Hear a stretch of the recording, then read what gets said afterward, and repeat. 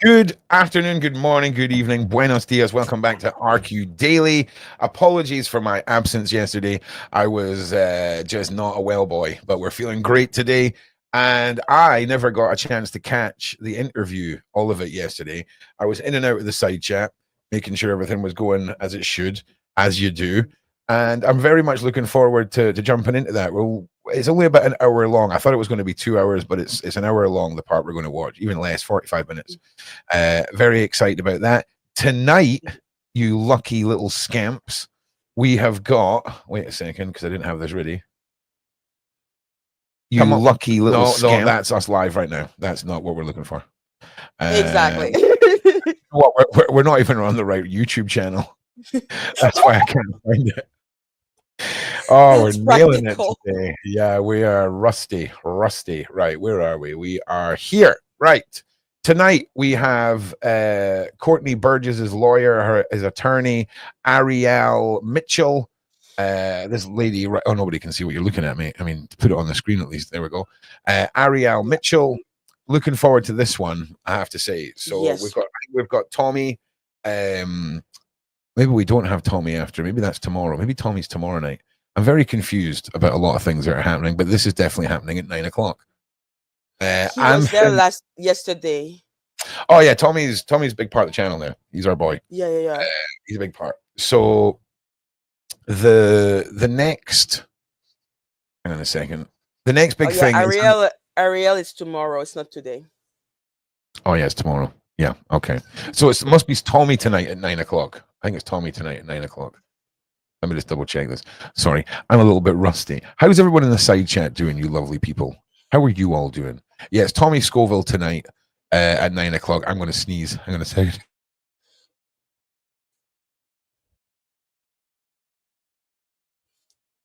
Bless We're you. done. Thank you. Ariel is tomorrow. Yeah, thank you, everybody. Thank you for knowing my job better than I am. Thank you. It is 2:15 in the afternoon where I am. 2:15. And I tell you what, there's been a lot of channels reacting to a lot of our live streams, which is awesome.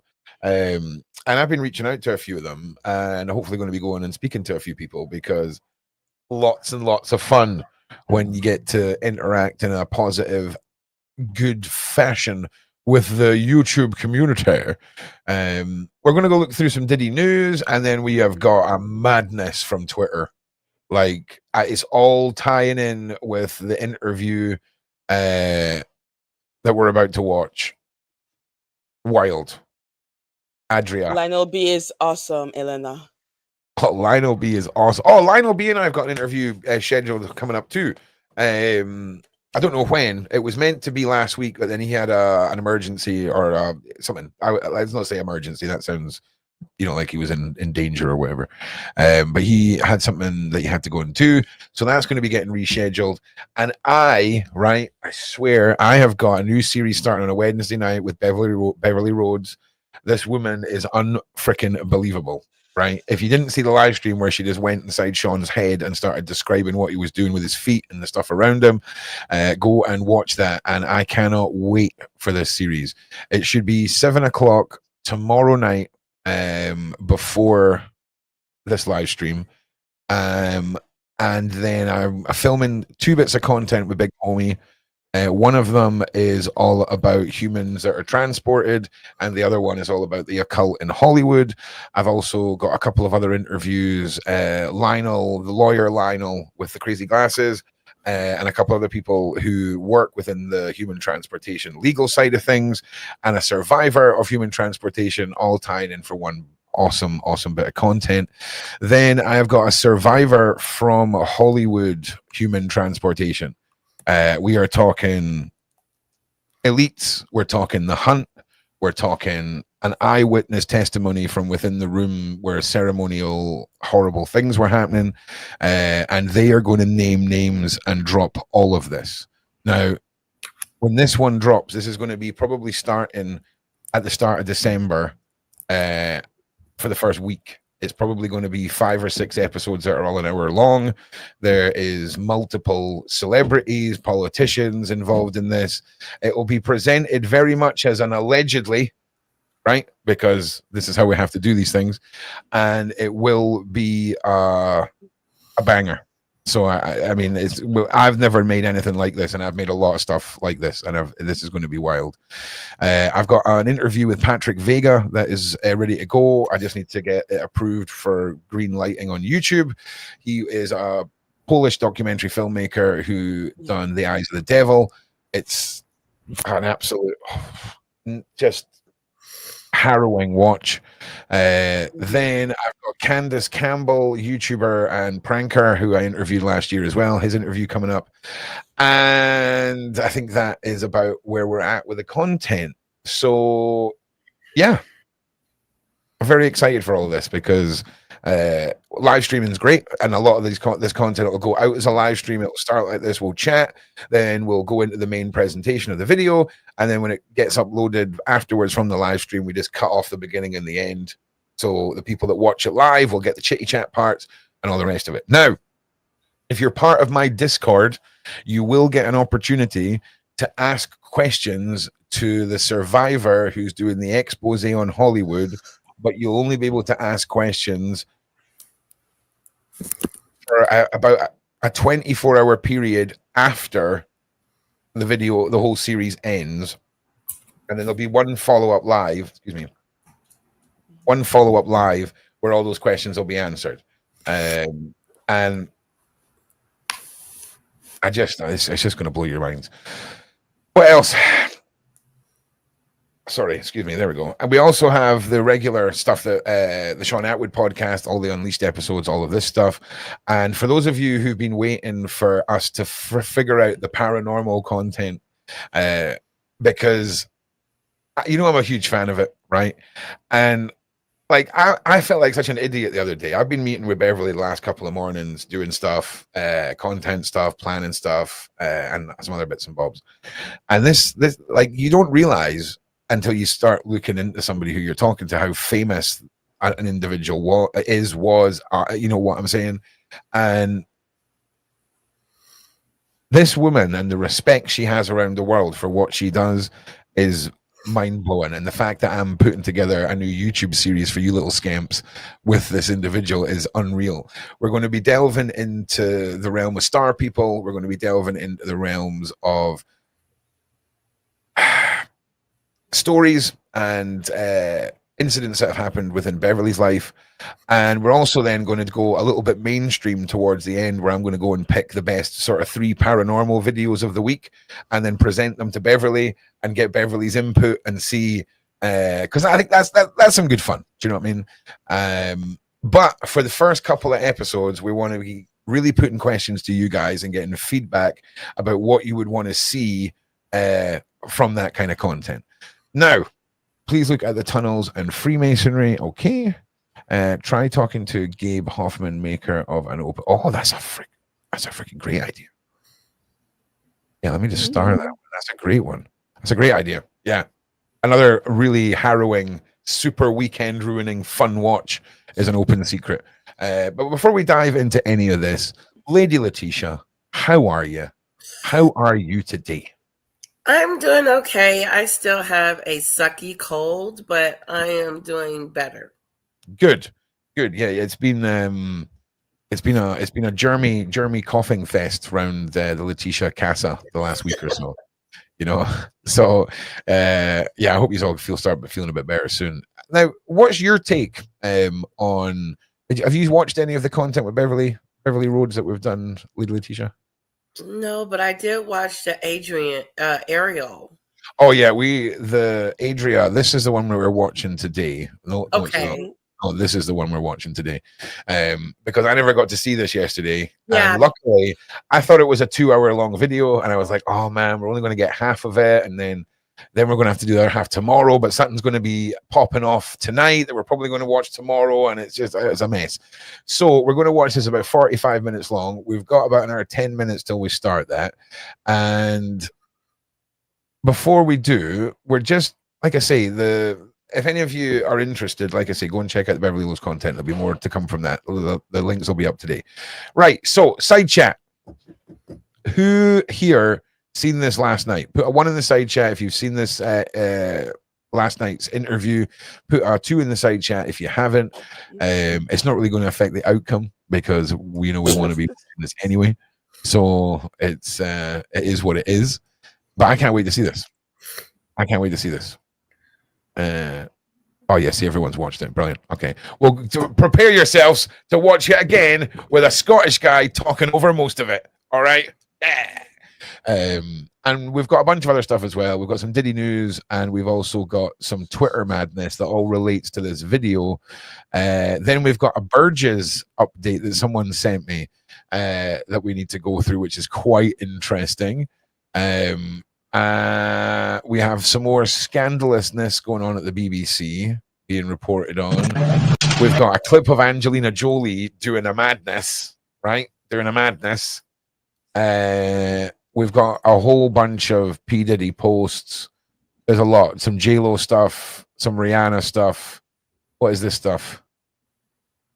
Another victim. Yeah, okay. There's a whack. There's a whole whack to get through today, people.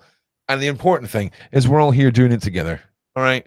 So before we go any further, would you be so kind as to give this little stream a little like and a little share?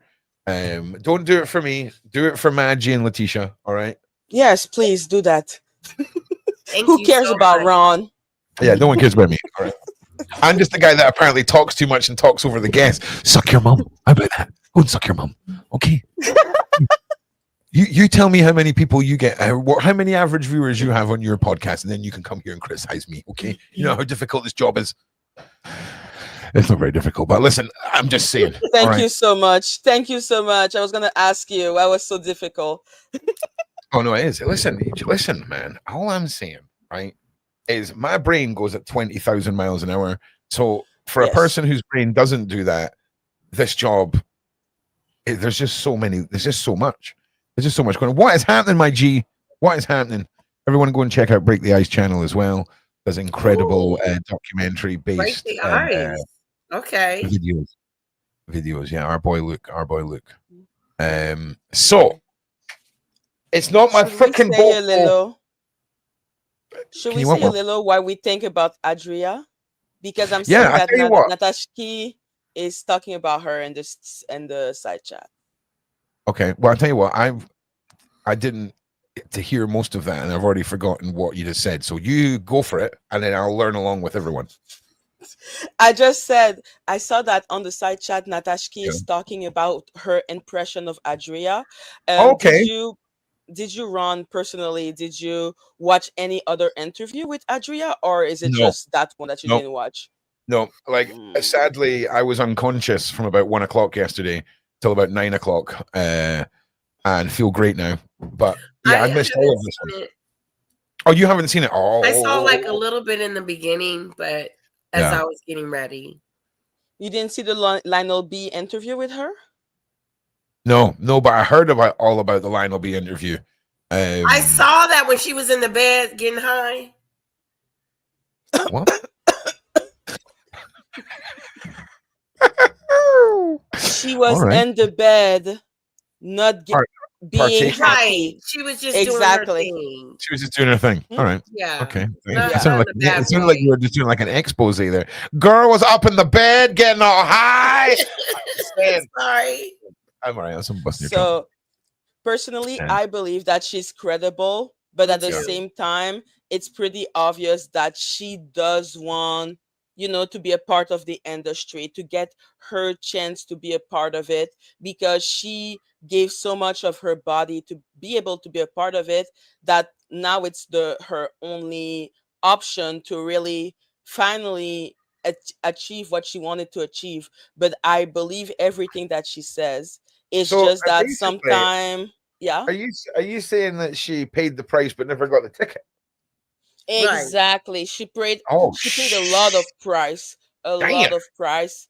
And the thing is she feels that Jay-Z took part of her identity to give it to actual singer who are popular, like Beyonce, Sasha Fierce. Sasha was the surname of Adria in the dancing industry. And she was also called Riri, like Rihanna. Okay. So she had to pay the price, and she's the one that had a lot of she's gonna say the name of the people that went on her, and she has really interesting names. One that Paula was super happy to hear. Guess which name it was? Oh, I don't know. Tell me. Prince Harry. Oh, hell yeah. All right, listen. This sounds spicy. Can I Is what say this something sounds. really Exactly. quick? Hell yeah. What I thought was interesting, Maggie, was the fact that she was starstruck. Like she was all, starstruck, loving that she was on P. Diddy's mansion, and she thought it was cool, and you could tell she kind of not missed that, but like she enjoyed it to a certain extent. She enjoyed being near people who are famous. She enjoyed being near people that are in the industry because she's a part of that industry. Yes. She is a singer. She is a rapper. So it's normal that she wanted. And yes, Ron is possessed because I'm seeing Sean. I'm seeing Ron. He is possessed. I agree. I'm just leaving that. Yeah. But it's obvious for real that she wants the attention. She wants to, like, she's not gonna hide it, and she wants to get sometimes the one thing that I don't appreciate that she does is the fact that she's gonna act as if being sex trafficked by Diddy was, I didn't know how pretty I was. Like, all right. Let's That's an interesting. Let's get into it. All right, ladies. All right, you've sold me on this. Oh, presidential. Yeah, she said she said Joe Biden, Trump, and Kamala Harris. Oh, hang on. White party. She did not say allegedly, not busted. Yeah, it was not busted. It's allegedly. She saw them at the white party. She did not see them. She did not specify that she saw them at the after freak offs. Did you see the second interview that she did with Lionel B? No. They did a second interview. They put on a preview, and on the preview, allegedly, with that beautiful place, allegedly, of course, she said that the people that came and did a train on her, it included please, Joe Biden and Donald Trump. I don't believe that. Okay. That's okay. I'm just saying what we know you said. Don't, Letitia. We know you love your boys in blue. Don't know about that stuff. She said Donald Trump too. All right. So you would believe Donald Trump and not Joe Biden? I can't believe the Trump part. No. You cannot believe Joe Biden. You've made what's about to happen, Letitia. I just want to point this out. None of this what's about to happen now would never have happened if it wasn't for you. Okay. Oh boy. Oh my God. What you gonna do? What you gonna do? No, we're gonna play a little song. We're gonna play a little song. It was never the way I planned. Not my intention. I got so brave behind your hair. Lost my discretion.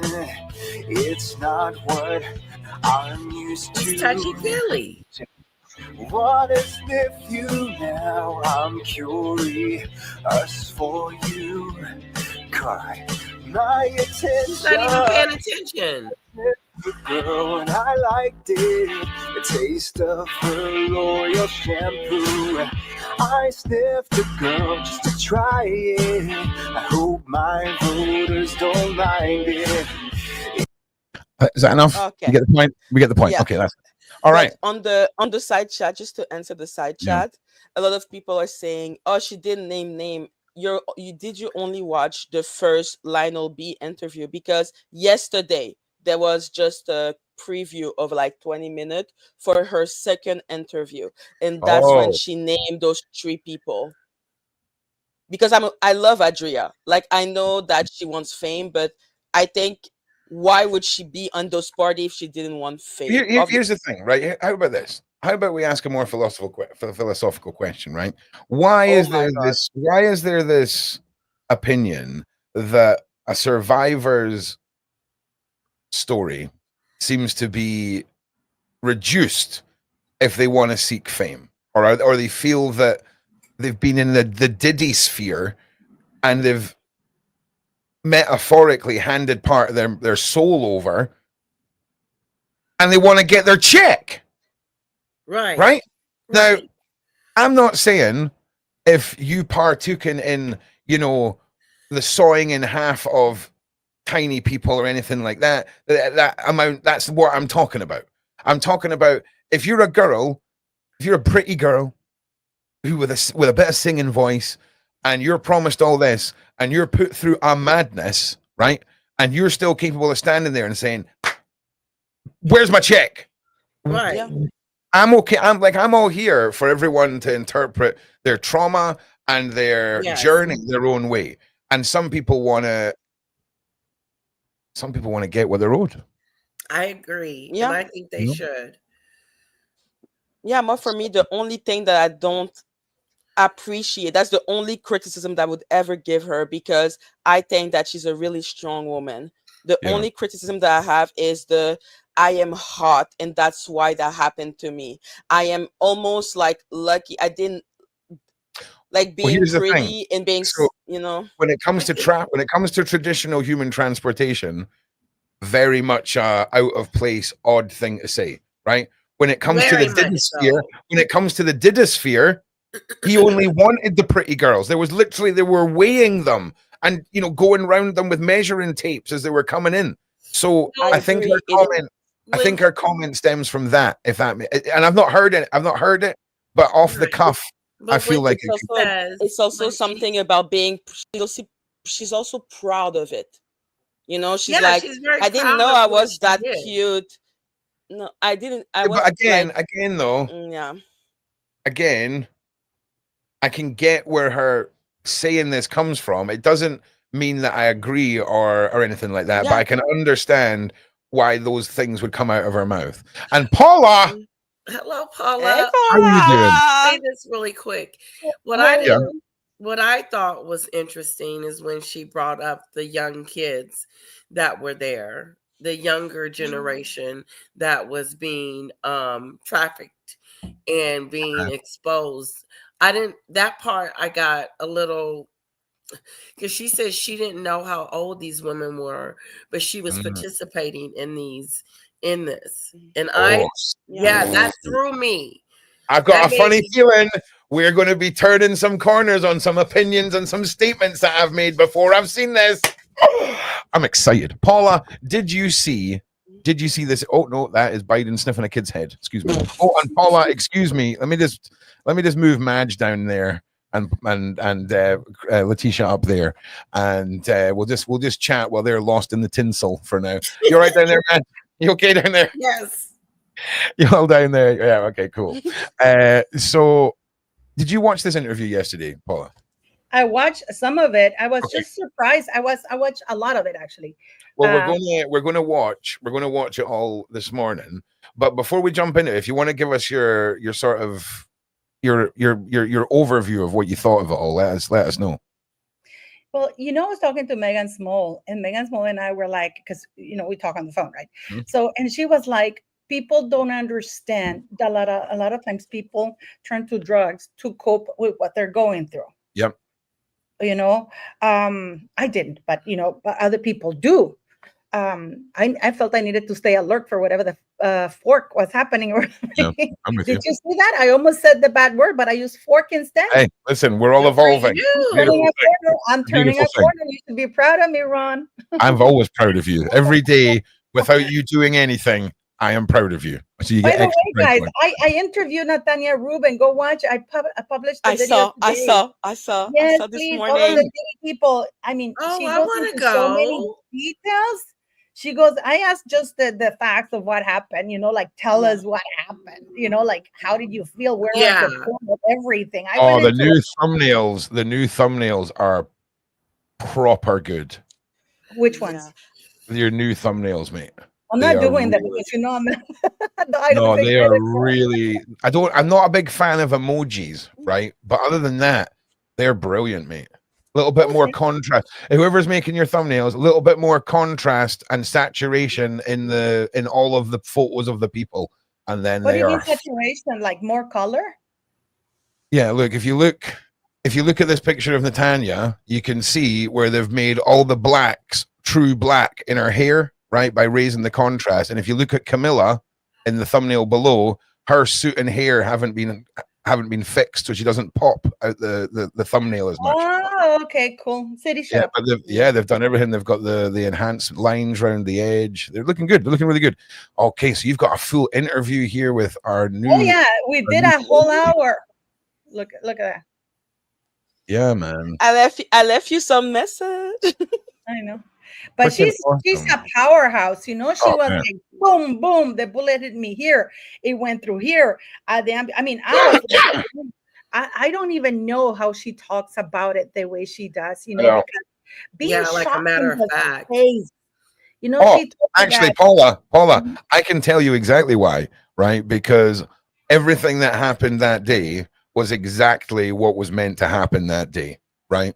And there's a reason why she was shot in the face with a hollow point and looks like somebody, you know, that's looks part of like the video. she looks like she got slapped in the face, not shot in the face 25 years ago. Do you know what I'm saying?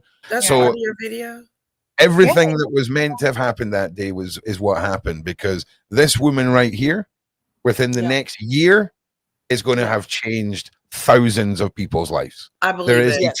there is a Yes. ball that is in motion right now behind the scenes. Yeah. There is Please a go watch that powerhouse. video because we need to make it viral. The more she's heard, the more her story propagates. Because we're working. Hello, the I'm working behind lifeboat. the scenes with some stuff, you know. Is for her. that Tommy? Is that Tommy Scoville's channel? Yes, yes. Okay, yes. you all keep talking. I need to go and get something that arrived in the post today. A lot of you are going to But, be very but you know about the lady you interviewed yesterday, Adria. I think you know, I think that her message tends to get lost because, you know, clearly she's using something to help her cope with whatever. You know, not everybody is Natanya. You know, not everybody's Natanya Rubin or anything like that. I don't know. You guys have heard me on this channel that I've always said that people should have spoken out. I spoke out. Natanya spoke out.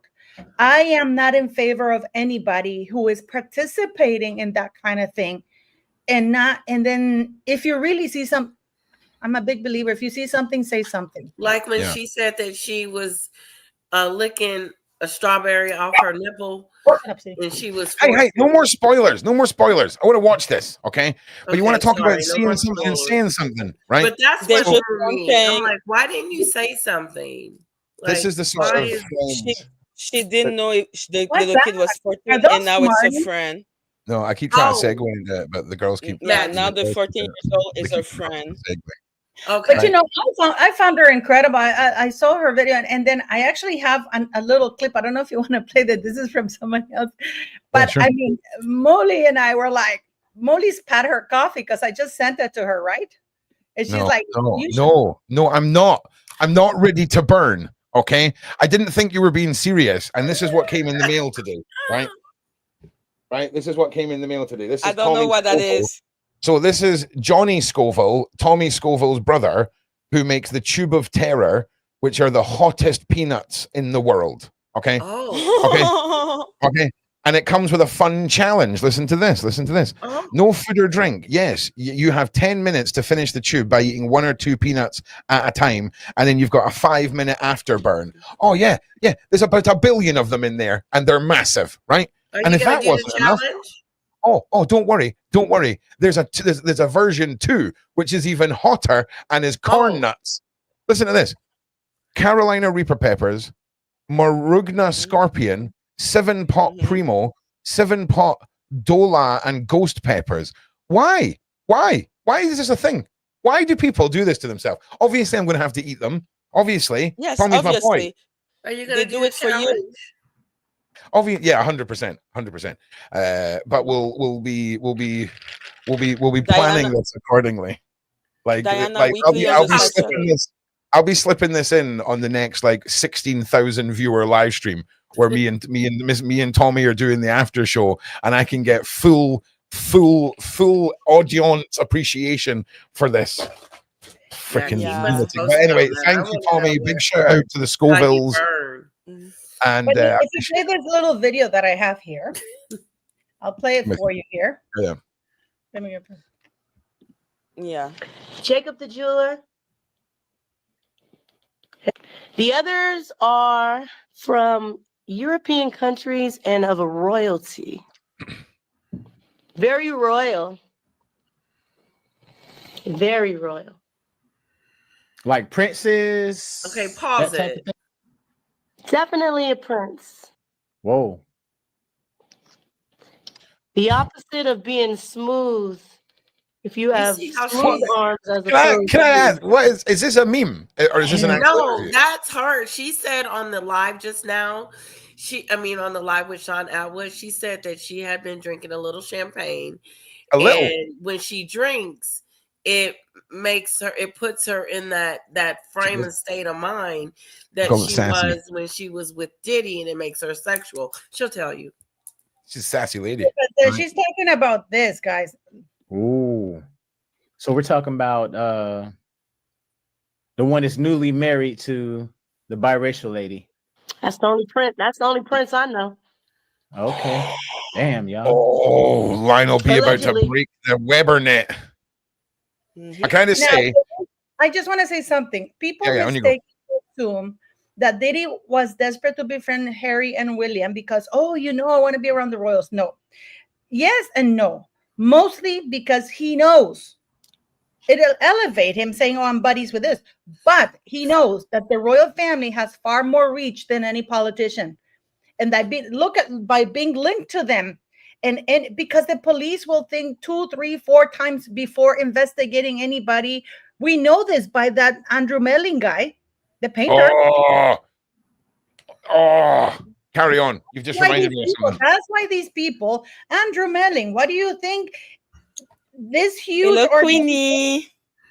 Hi, Queenie. This huge organization who's used to busting these guys and have almost like a 100% rate of conviction because they come with proof and everything. Then what happens is that he was arrested. He was busted live. They have the evidence and stuff. The police came. They took him, and within 4 hours, he was out. And those of you on this side chat, if you want to know why, because he has been working with King Charles for about 40-some years. He was living in Prince Charles, hired him. The police warned him about it. We have got a huge show this week. Thursday night, we have CIM Midlands coming on the show. We have a massive update on the royal painter case. Paula, you will definitely be there. I'll let you know what time it is and all of that because you are invested in this with me. But you'll get to meet the team that took him down, hear their stories, hear about the triple digits of wow. Did they take him down? Because I'm not telling you. You have to find out on Thursday. That's the hook, right? But listen, we're talking about. Can I just say one thing? Wait. Let me finish. So we're talking about a group that go after these PDF files IRL. They have 900 convictions. She's been doing this for 10+ years. She's the real deal. She's not one of these clout-hungry individuals. She's done this for a decade, fully unmonetized, and luckily now she can be shown how to sort of do this in a way where she's going to get a little bit of support from the public. This woman has tens of thousands of followers, and she's incredible. And you're going to meet her this week. And I can't wait because we're going to turn this into probably a fortnightly or weekly series until we've got all of them. And yeah, there you go. There we go, my G. I can't wait. I cannot freaking wait, mate. So when you'll see the live go up once I've confirmed the day, I meant to do that yesterday, but I was ill. So that is the other thing. I have it written down. Okay, because I got everything else done that I needed to get done. Also, we've got the new series Early Roads on Wednesday. We have a next episode with Julia coming on Saturday, and we have a new series with Julia where she and I have now met another 3 adults who believe they're lost children from the past, missing kids from the past that have never been found. It's going to be a banger, right? Now, I mean, look at this. Look at this. Can I say? Yeah, quickly, Maggie. Yeah, quickly. When you go, sorry. Oh, but Paula was talking. Yeah, I know, but you were first. So Yeah, circle back to you. And Okay.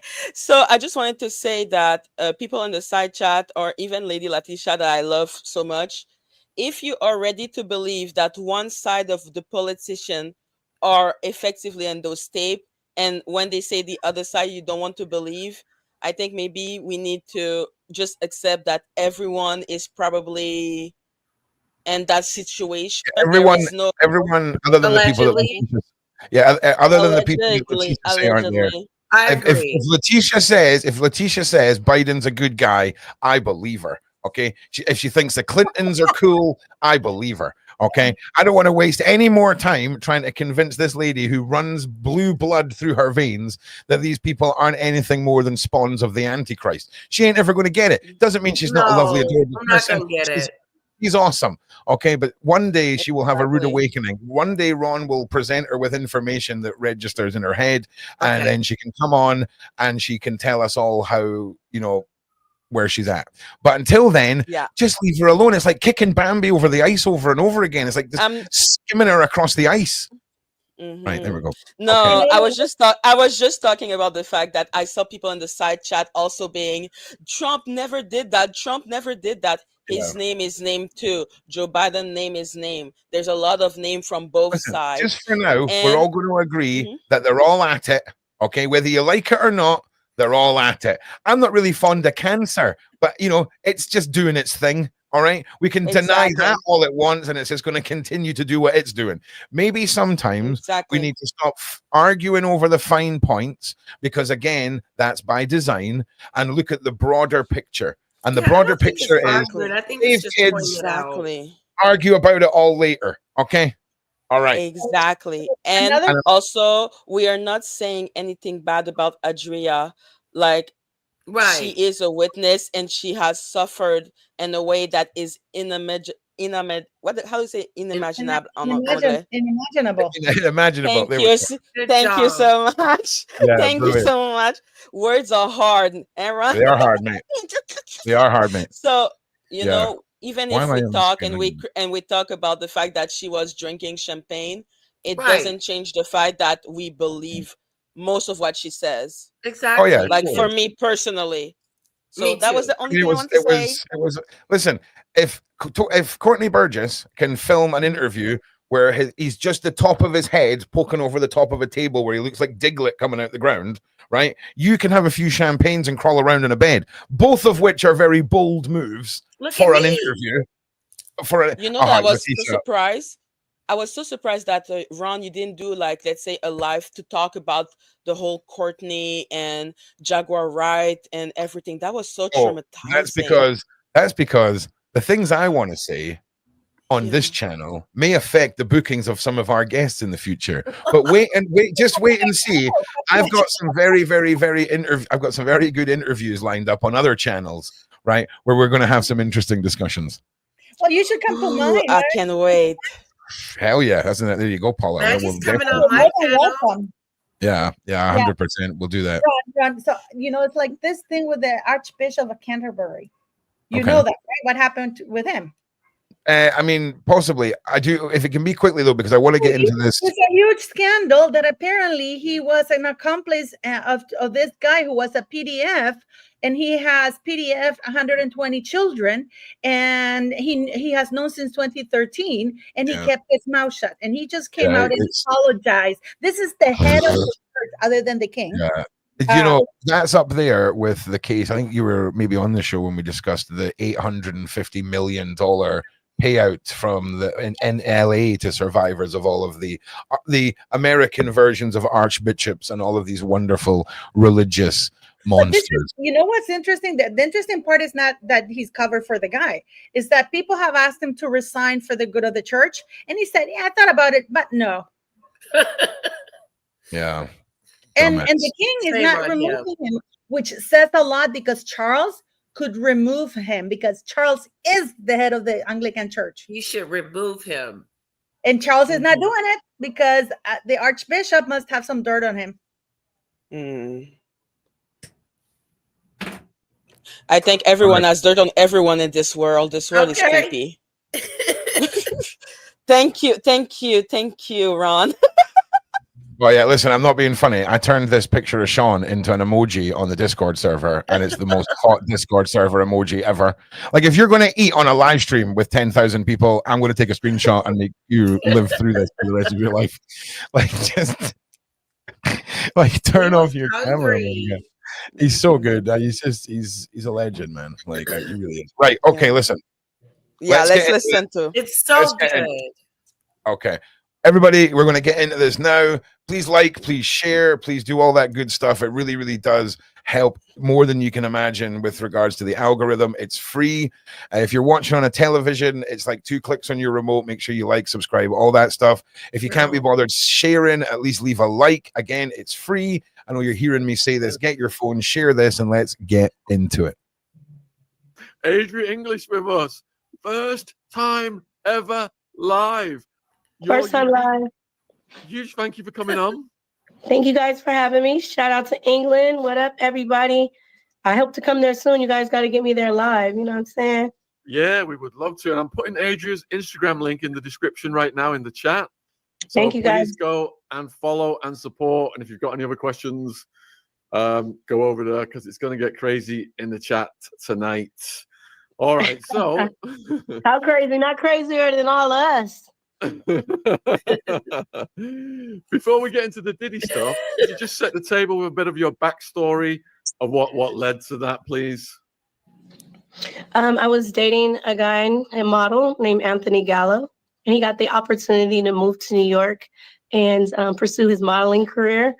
I was having trouble on the West Coast with me having a past in the adult film industry. My family found out, and basically they shunned me. You know, it was a big letdown because I wasn't that type of person. I am a Christian. I believe in God. I was raised in the church. My parents been together since 13 years old. I'm the firstborn, their love child. So it was devastating for them to find something like that out. I was manipulated into it initially by a guy I was dating, Jake Steed. He was like a boyfriend, and like he kind of groomed me to do that because he said we would make money forever, residuals, which he's been collecting for the last over 20 years. And hasn't given me $1, even though I signed residual paperwork. And I'm ever.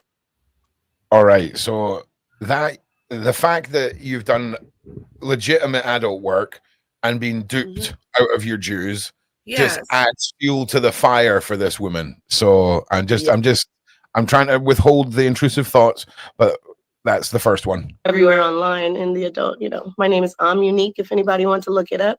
OMUNIQUE. You just type in P** I'm Unique, and then click over to images and videos, and they should all pop up. It is my past, you guys. The reason why I'm bringing it up, people are like, "Why are you even talking about it?" Is because it was only a 6-month time frame. In 1999, when I was 20, 19 going on 20, and just a 6-month period. I did 8 movies within that 6-month period. And now we're like 25, almost 30 years later, and it's still like that chapter of my life is still ongoing. And it looks like I'm still currently in that industry, and I haven't been since that 1 6-month period. So when I got manipulated in that, and then I hid it from my family for a long time until a member of my church I grew up with since 9 years old came across it while they were in New York on travel, and they ended up bringing a copy back to California and bringing it to the church and giving it to the minister of all people, who of course called a meeting with my parents and told them. And I was currently working as a telemetry technician / unit secretary, in a hospital. Very professional job with a 401k and a retirement plan. I was valedictorian in my high school, Ontario High School. I graduated in white. In 1996, when everybody graduated in maroon, I went to Long Beach State for college. And in the dorms to the left, they put me in the co-ed dorm. To the left were the male athletes, and to the right were the girls. But they were all stripping to get through school because they were all from Compton, Long Beach, Los Angeles. I was from the suburbs, and I had never been around like city girls before. And they were on my same floor in the dorm. So that naturally is who I hung out with. And then they got me involved in the dance scene, which led me to meet Jake. So anyway, my family found out. I was very embarrassed, came home from work and they had it on the big screen with in my mouth. Yes, yes. So imagine the horror walking in, like not knowing anything, and you're just right there on the big screen in front of your parents in a sexual act that you had performed like 3 or 4 years ago that you were thought was gonna never even come out anywhere around. So anyway, when Anthony got opportunity to move to New York and asked me to go with him, I happily said yes. We get to New York. He ends up getting an opportunity to audition for the Sean John campaign with Puff back then. And we were excited. He let me go with him to the audition. We get there, and long story short, he comes busting out of the room like cussing, saying that he was asked to perform fellatio on Puff in order to book the job. And Anthony wasn't with it. You know, shout out to all my LG, BTQ community. You know, everybody, doesn't matter what, what you are, what you do, but you can't force. Yeah, Maggie. Yeah, I just wanted to say, I saw that in the side chat, they were saying that she was paid for her, like when she was, in the porn industry. She was paid for the video, but she didn't receive any residual. And yep. yeah, and the person that tricked her into it, he is the one that's still receiving residual. Yeah. So just so to say residuals that, or royalties is another sort of word that you can tie in with that. It's basically when you make an adult film, right? You'll have 2 different contracts, one for the still images, one for the video, and those deals you make can be territory based. So you might have a deal and say, right, well, I'll take Australian market and the German market, you can take the USA market, and then it's released on sites that are IP based so that it locks the content into those IPs.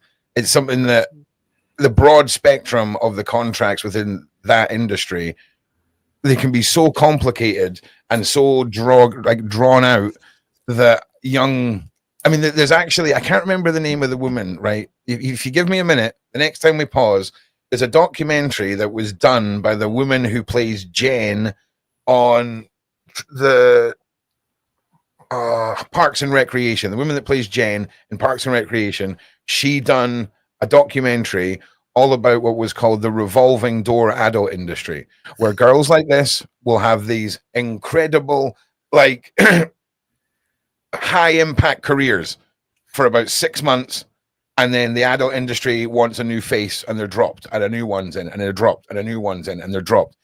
And it's pretty shocking because you work for 6 months, you might do 4 days a week where you're doing 3 or 4 scenes a week. That all adds up. That's a lot of content that's out there. That's a lot. Rashida Jones, thank you. Go and check it out. Let me get the name of it, because I don't know if it is Revolving Doors. Hang on. Rashida Jones adult. And also to say, people are saying that Adria was paid for the Diddy party.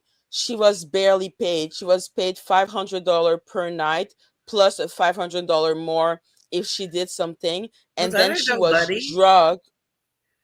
I'm so sorry. That ain't a lot of money. That's no money.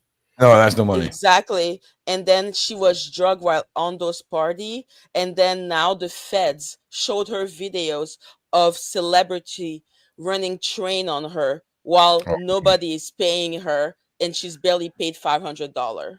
Just to say. Okay, so this is the documentary I was talking about. Rashida Jones. It's called Hot Girls Wanted, right?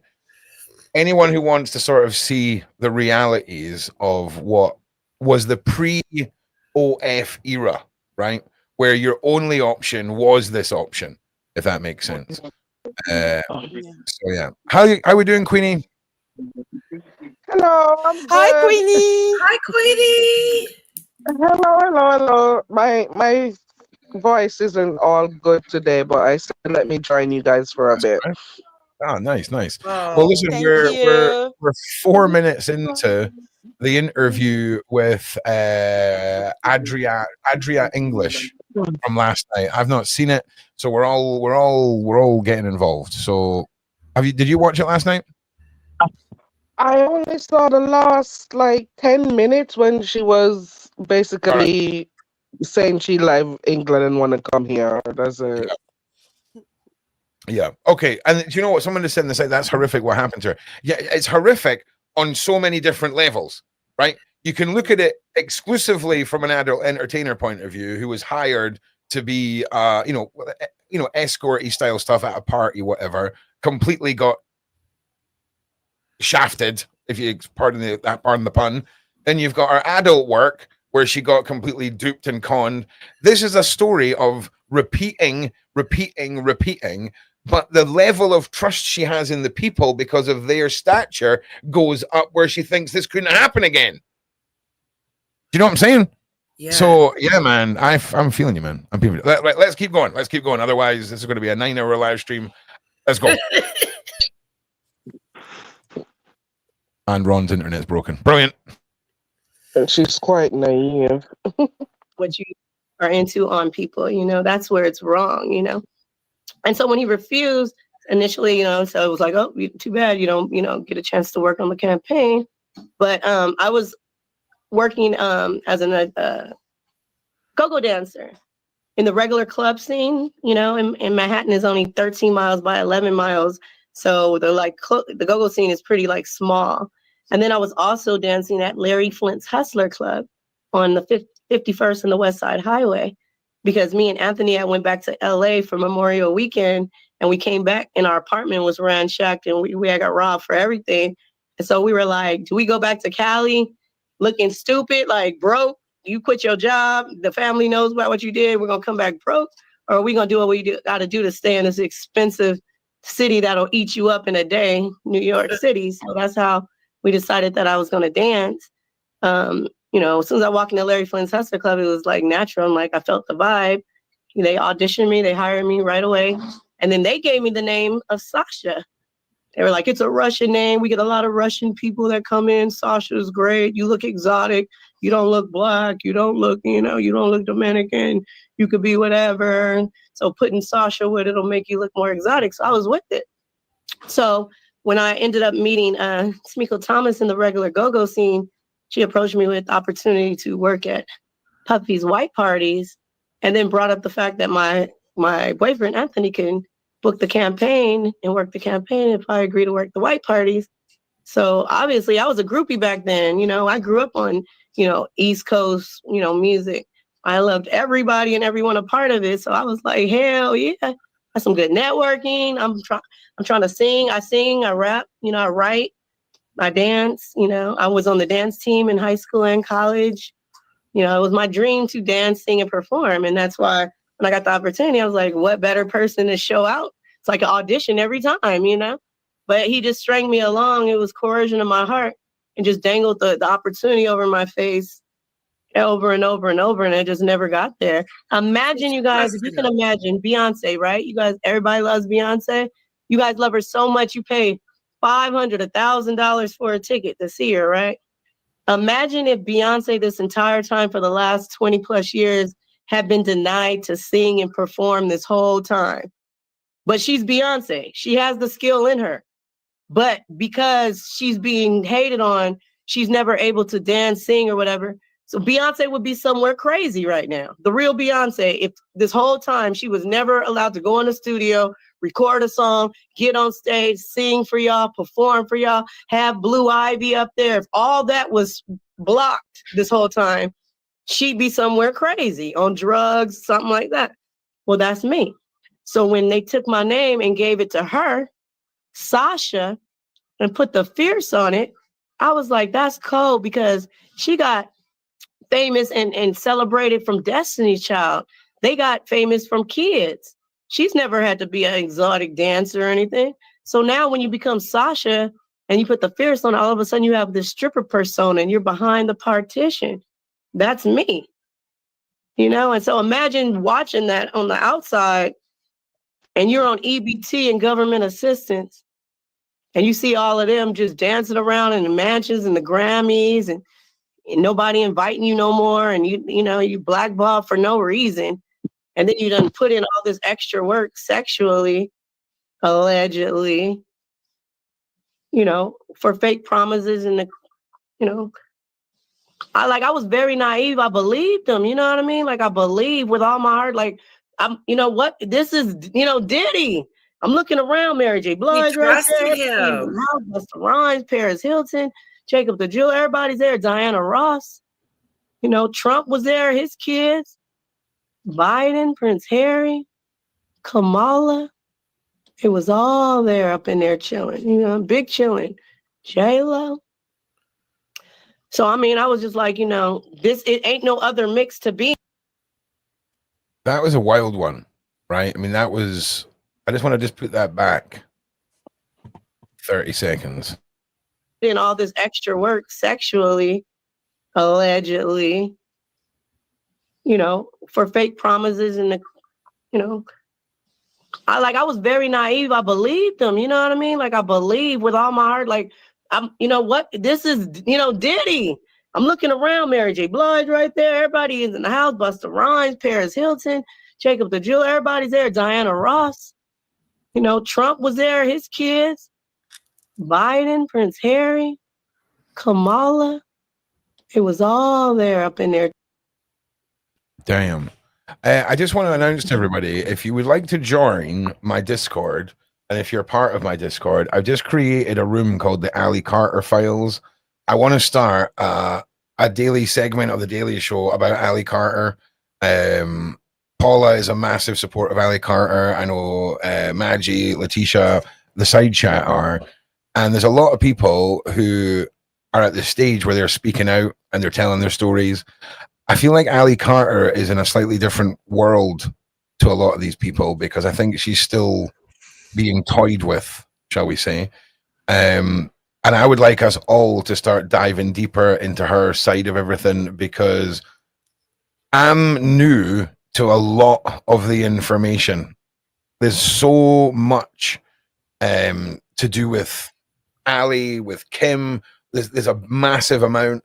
And I've only got so much time. So I'd like to dedicate a portion of the show each day to sort of dive in deeper and understanding, because I think there is a lot of the reason people struggle with some of Ali's stuff is because of how horrific the things she went through and the things she's seen are.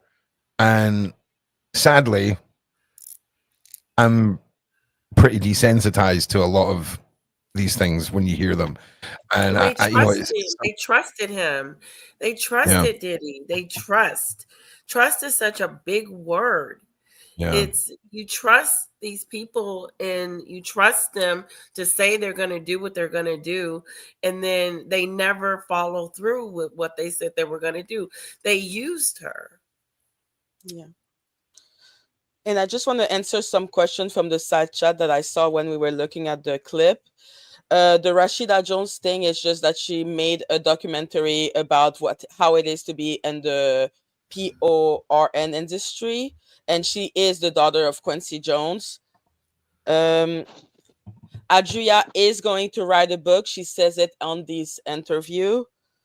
She was on the Vibe magazine. That's how we know for sure that she was at the Diddy party, because there are pictures of her at the Diddy party and the Vibe magazine with Diddy on the cover.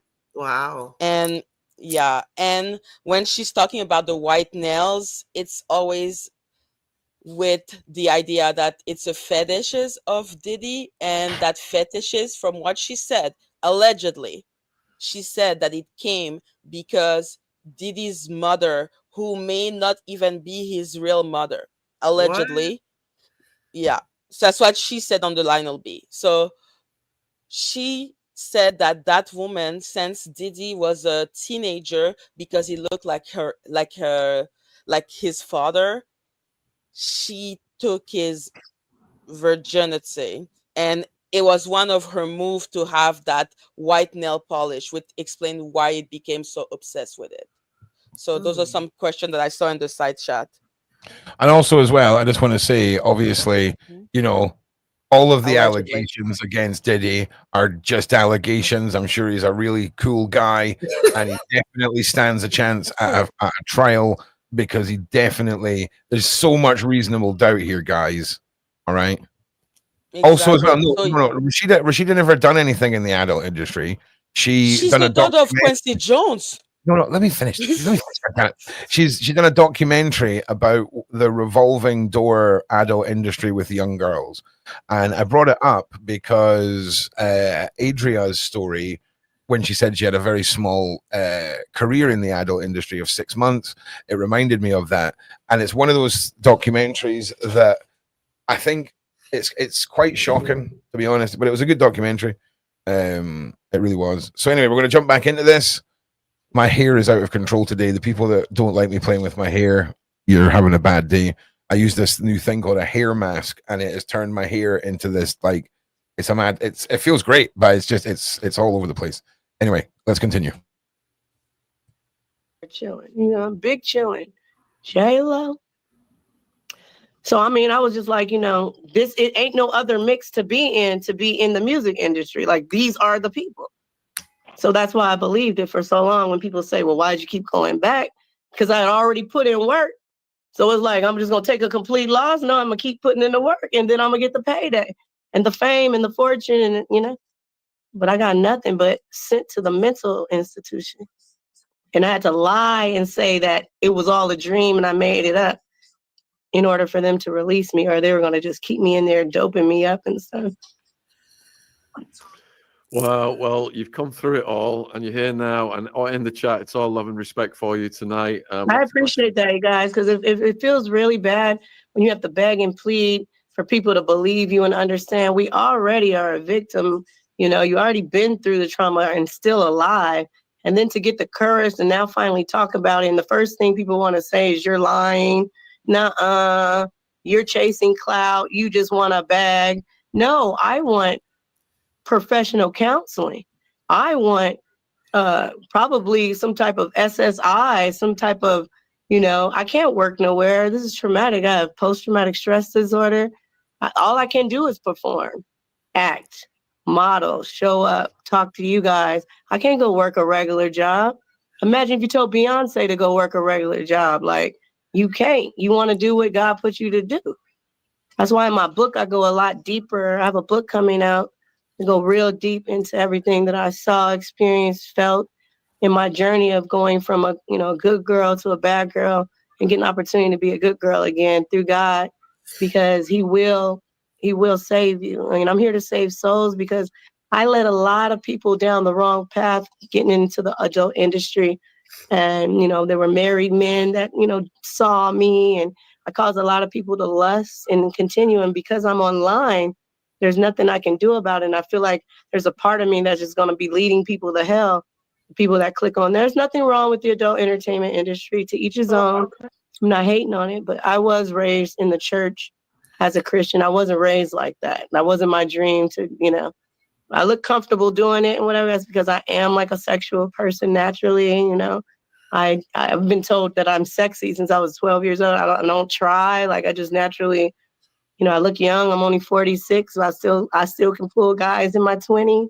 And it's not like I'm trying to do it. I don't do anything special. I don't work out religiously. I don't, eat a certain herb. I would love to see the side chat's reaction to someone like me rocking up in a podcast and going, I'm 44, but I'm still pulling birds in their early 20s. Like, the internet would have a different approach for someone like me saying that. I'm just saying, internet. Yes. Do nothing. I smoke weed still. I, drink champagne and wine. And I just been blessed. God just give me good genes, because He's trying to maintain my appearance for y'all, so I can get out here and perform, so y'all can see what it was all about. Why did He have me there every party when there were tons of go-go dancers all up and down the tri-state? He could have hired anybody, but He kept bringing me back for a reason. I'm so dope. Beyonce had to become my persona. Y'all think about that. The Beehive, think about it. Her name is Beyonce. Why did you have to go from that exotic name of Beyonce to Sasha? Why you just couldn't be Beyonce Fierce? You feel me? Beyonce Fierce would have been dope too. Why? It's an interesting one. I mean, obviously, again, can't really, confirm a lot of this, but it's an interesting take. It's interesting. I'm just chatting while we're watching. It'd have to be Sasha Fierce. And I have video of Diddy announcing me as Sasha at his parties from 2004, and Beyonce didn't become Sasha in 2008 or 9. So you know what I mean? Like, come on now. Like, I don't gotta make it up. So as punishment, I sent one of my friends on her dad, and he got her pregnant. And so now her dad pays child support to my friend, and Beyonce has a sibling, and her parents got divorced. So that's what you get. All right, let's just pause here a minute. Shout out to Solange. I love Solange. I want to holler at Solange. I want to work with Solange. You're dope. I listen to Cranes in the Sky like every day, girl. You are my inspiration, Solange. You are dope. You're the real MVP behind the scenes. I want to work with Solange. All right, so we've got almost 5,000 watching live now across all platforms. If you've just joined us, we are here with Adria English's first ever live stream Q&A. Get your questions in, folks. Adria was right there at the Free Cuffs, was hired by Diddy. Paid to be there, yes.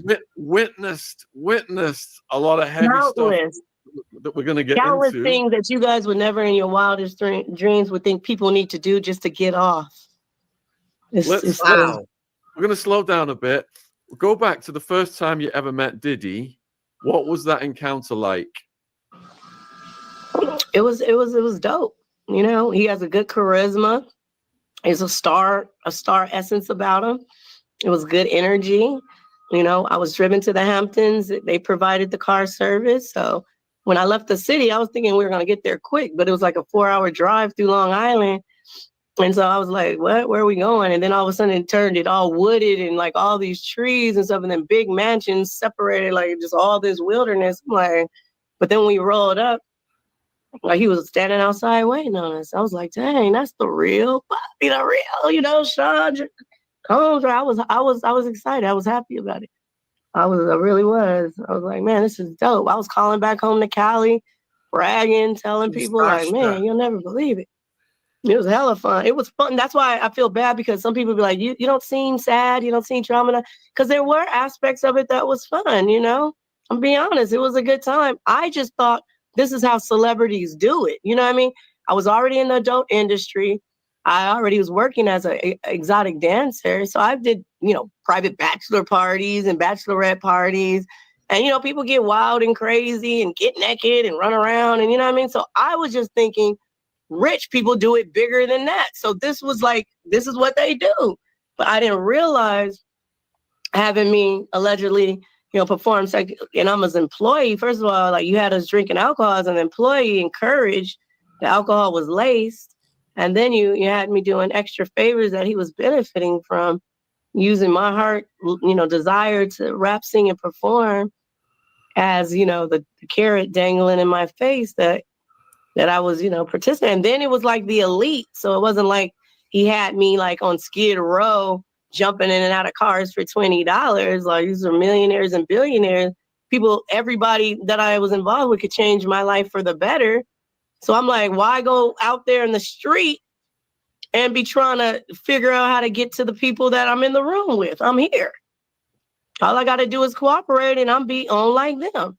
It just never happened. I just didn't understand. Like, I didn't do nothing to nobody. Like, why I couldn't get on? There's enough money, opportunity.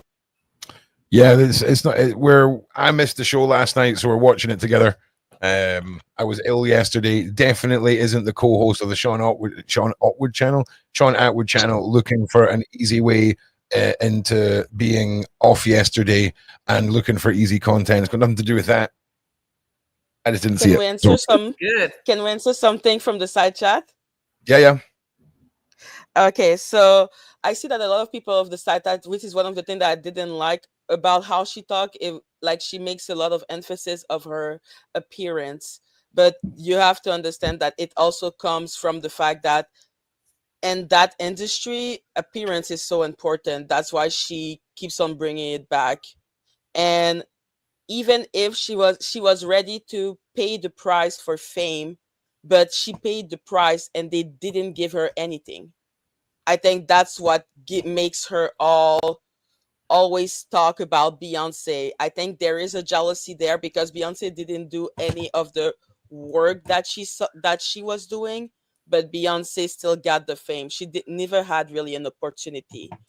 And when she talks about all the crazy thing that they were doing to get off at those parties, she even talked about fish, that they would pay thousands of dollars to bring back fish.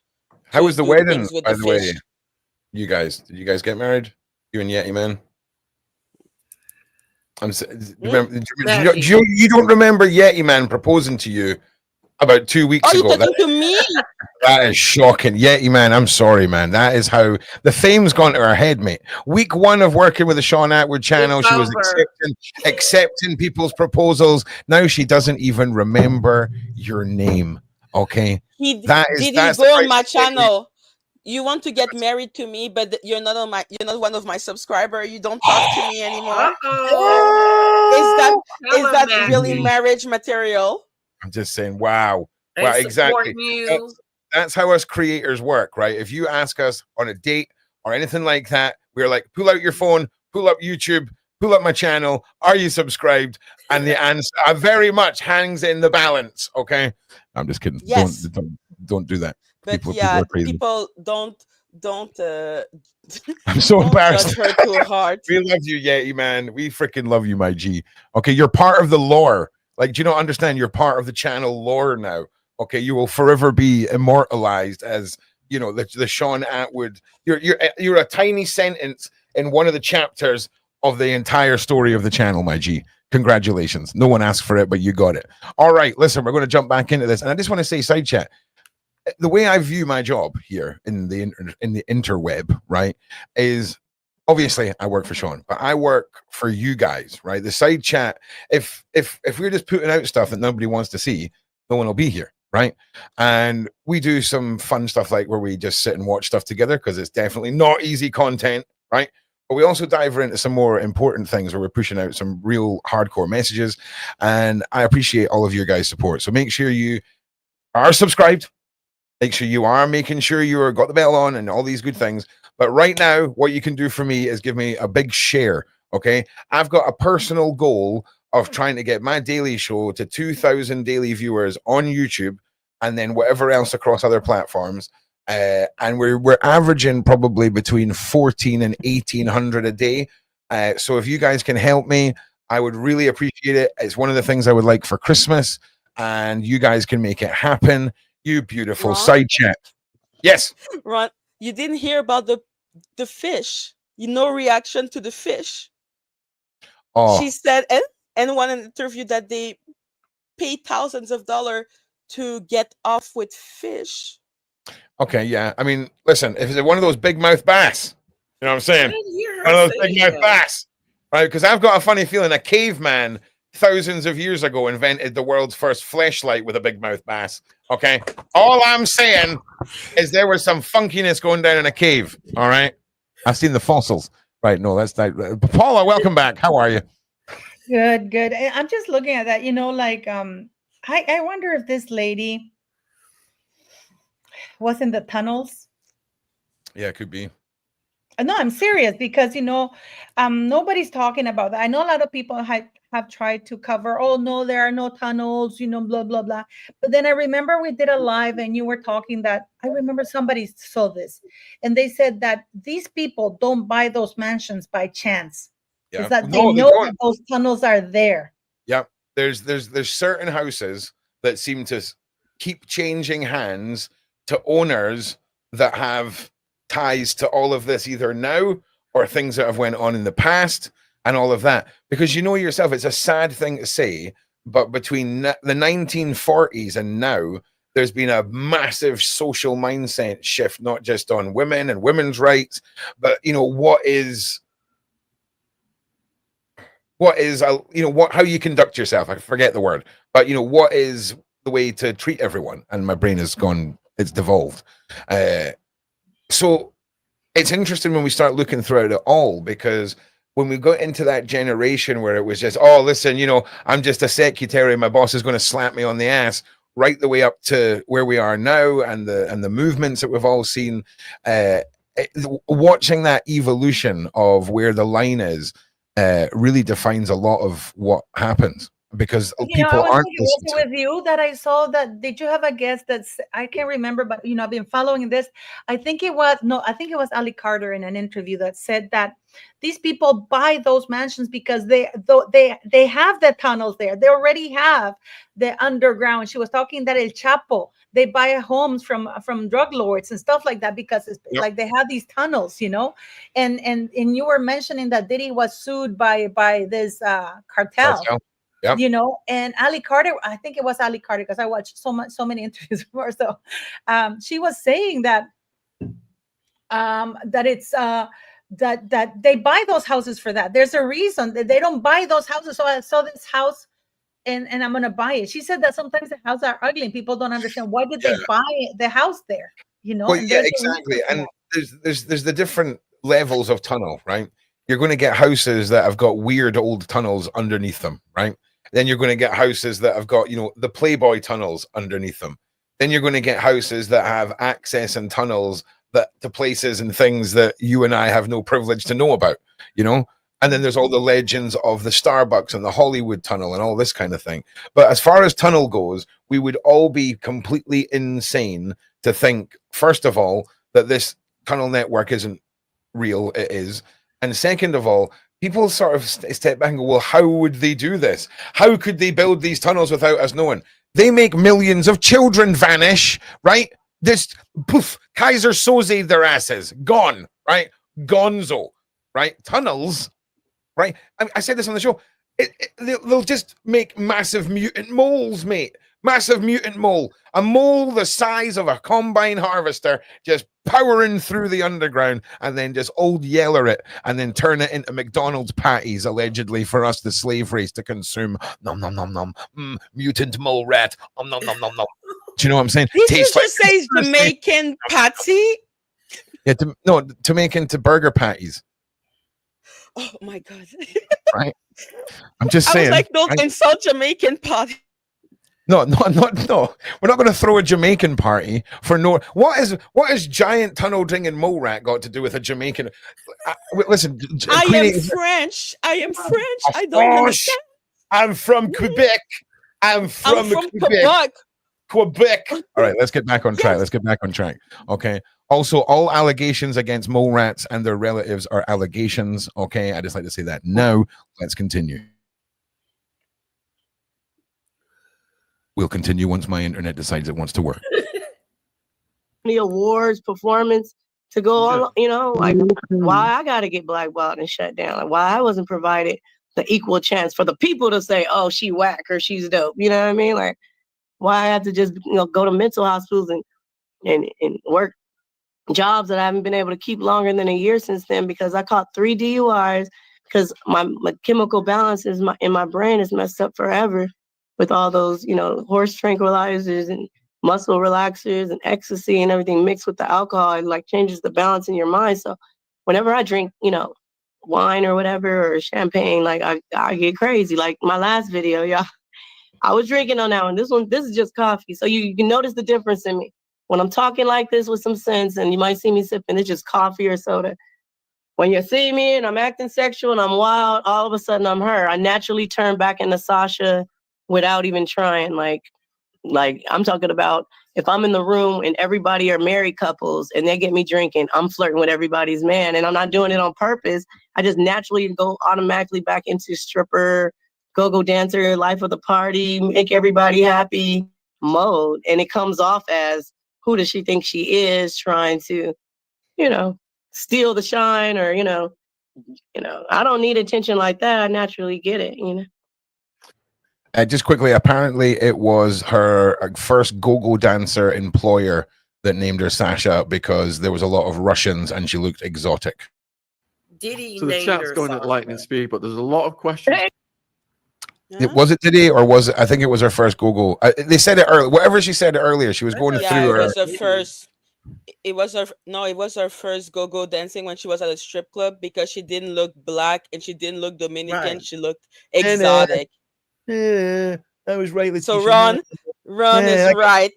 I paid attention. I got my first gold star for paying attention. I'll lose it as soon as I try and spell something. Let's carry on. I don't know why she said that she looks not black. I don't know. I think she does look exotic. There's a lot of questions coming in about J-Lo. Did you see J-Lo? Oh man, fuck J-Lo. Fuck your hoe. Hey, it's on site, bitch. I said it. Hey, Jenny from the Block. Hey, what's that movie when she was fighting that dude when he was beating her ass and she trained and did all that. Hey, you still remember them moves, bitch? Come back to America and try me. I watched your other Try interview. me. Why you participated way more than you want to believe. You were not innocent. Sticking all that stuff up in my friend when she was underage. We can describe everything. She remembers everything.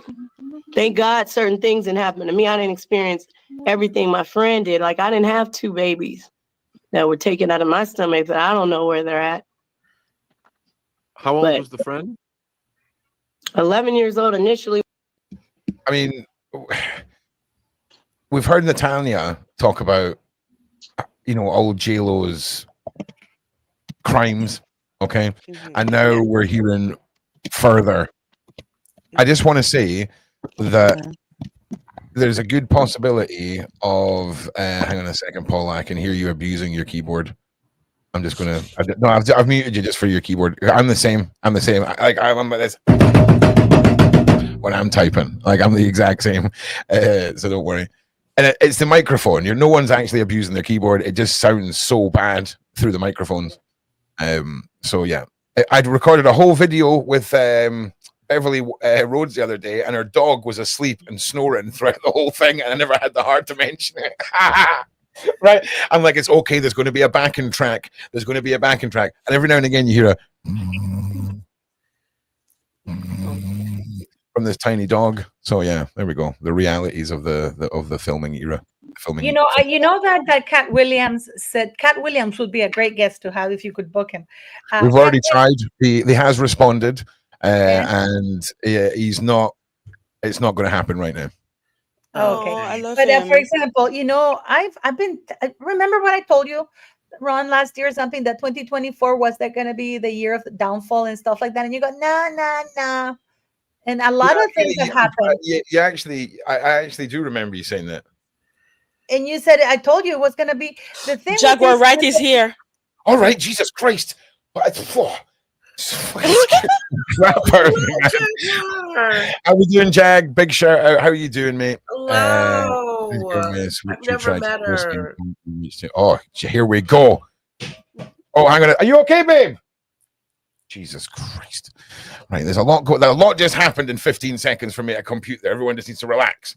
I'm sorry. I was so happy to see Jaguar. She's Jaguar. Yeah, I know. It's okay. Big shout out to you, Jag.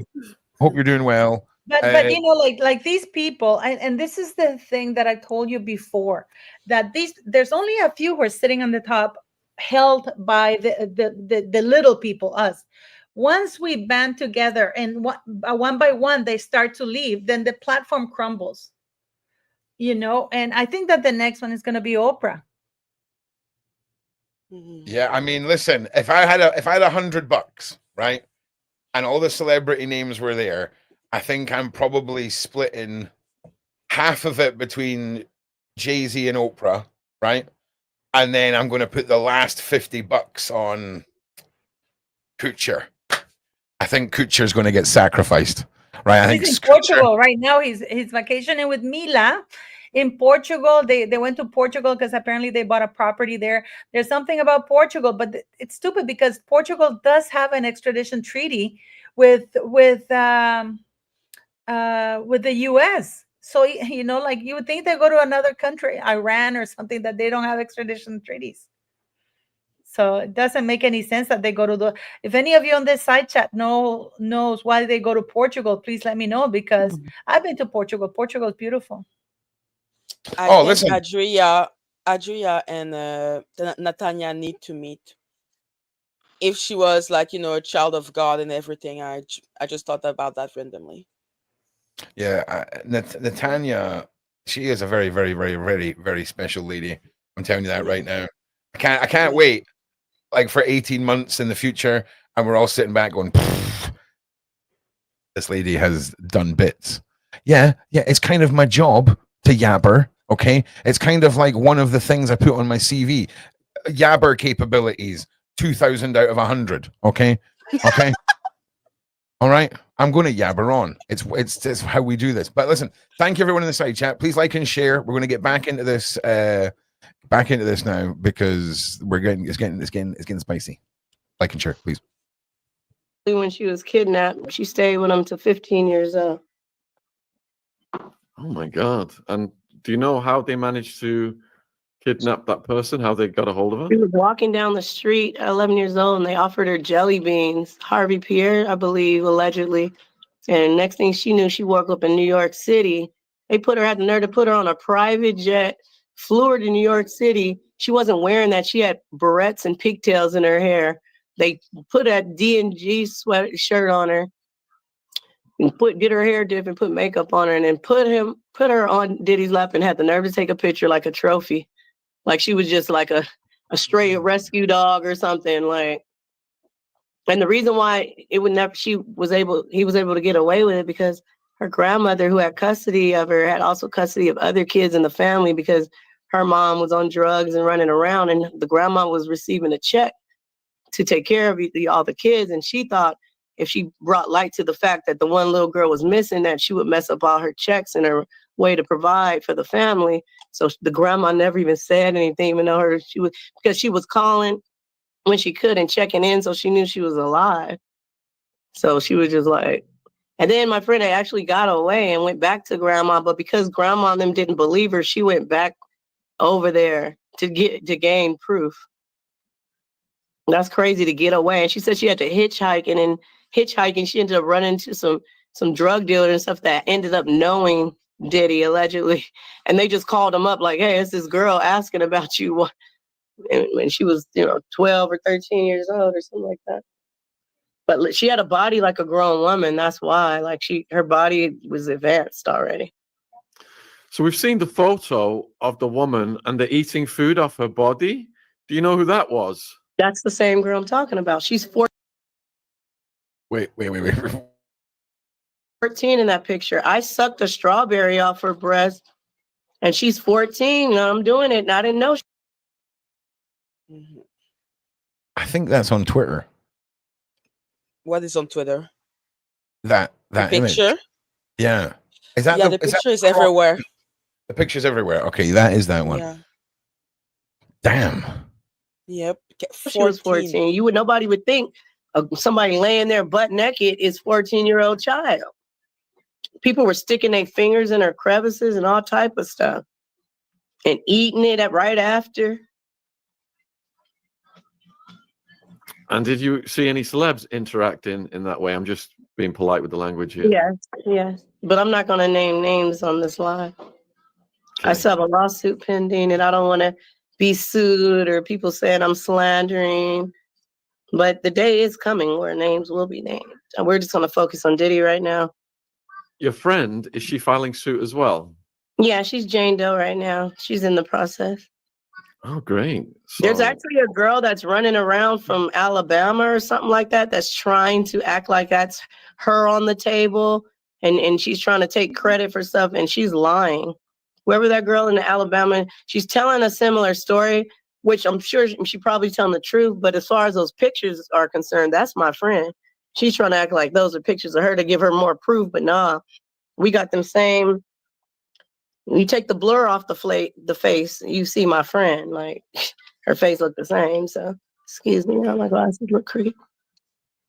So Jaguar Wright is a friend of the channel. We've had her on several times. Shout out to Jaguar Wright. I like her. Did you see her back then, or did you see Ali Carter back then? Oh, we were all in the same rooms. Definitely all in the same room at the same damn time. Jane Doe right now. She's in the process. Oh, great. There's actually a girl that's running around from Alabama or something like that that's trying to act like that's her on the table. And she's trying to take credit for stuff, and she's lying. Whoever that girl in Alabama, she's telling a similar story, which I'm sure she probably telling the truth. But as far as those pictures are concerned, that's my friend. She's trying to act like those are pictures of her to give her more proof. But nah, we got them same. You take the blur off the face, you see my friend. Like her face looked the same. So excuse me, now my glasses look creepy. So Jaguar Wright is a friend of the channel. We've had her on several times. Shout out to Jaguar Wright. I like her. Did you see her back then, or did you see Ali Carter back then? We were all in the same rooms, definitely all in the same room at the same damn time. So you said that Denzel Washington wasn't down with the program, the Diddy program. Well, no. My friend had to do a number 2, and she was on stage, and he wouldn't let her be relieved, and so she ended up doing it on stage in front of everybody, and it was a wet one, and it went everywhere. It was so nasty, and Denzel was disgusted. He grabbed his wife and was like, "You don't respect nobody," and ran up out of there. Wow. Did you see people react like that a lot, or were most people going with the flow?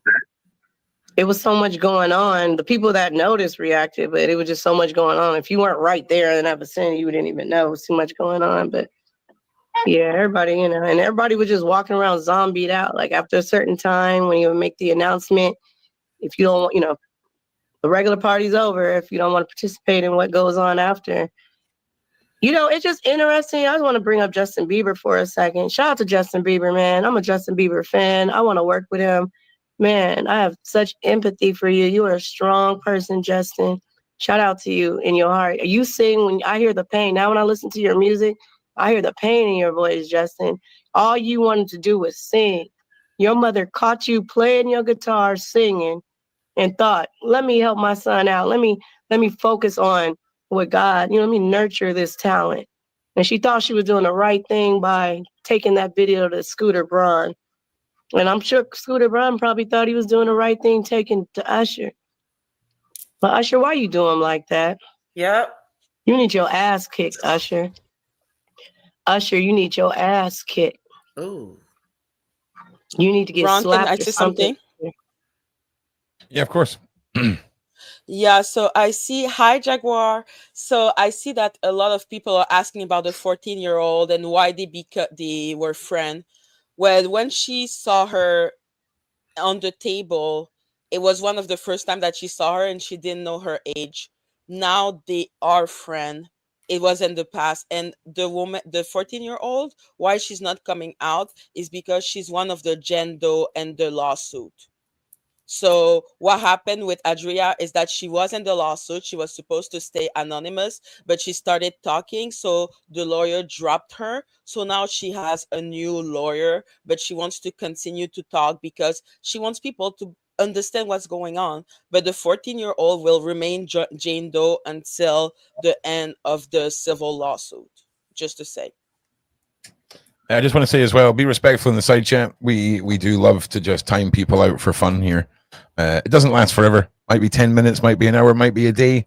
If I do it, it's probably 10 days because there's no other option here. But just be respectful. You always get a chance to come back and be a better person. Okay, after your time is spent in the nether realm. But yeah, we're not here to put up with any nonsense. So Usher went from being a victim to being a participant, but we never heard that he was. I never seen that he was a predator, but he didn't have any problem giving Justin Bieber Right, to he's an Diddy. enabler. He's an enabler. He gave him over to him, keep knowing an eye. what was going to happen. Keep an eye on the trenches, please, mods. Keep an eye on the trenches. Carry on, Letitia, please.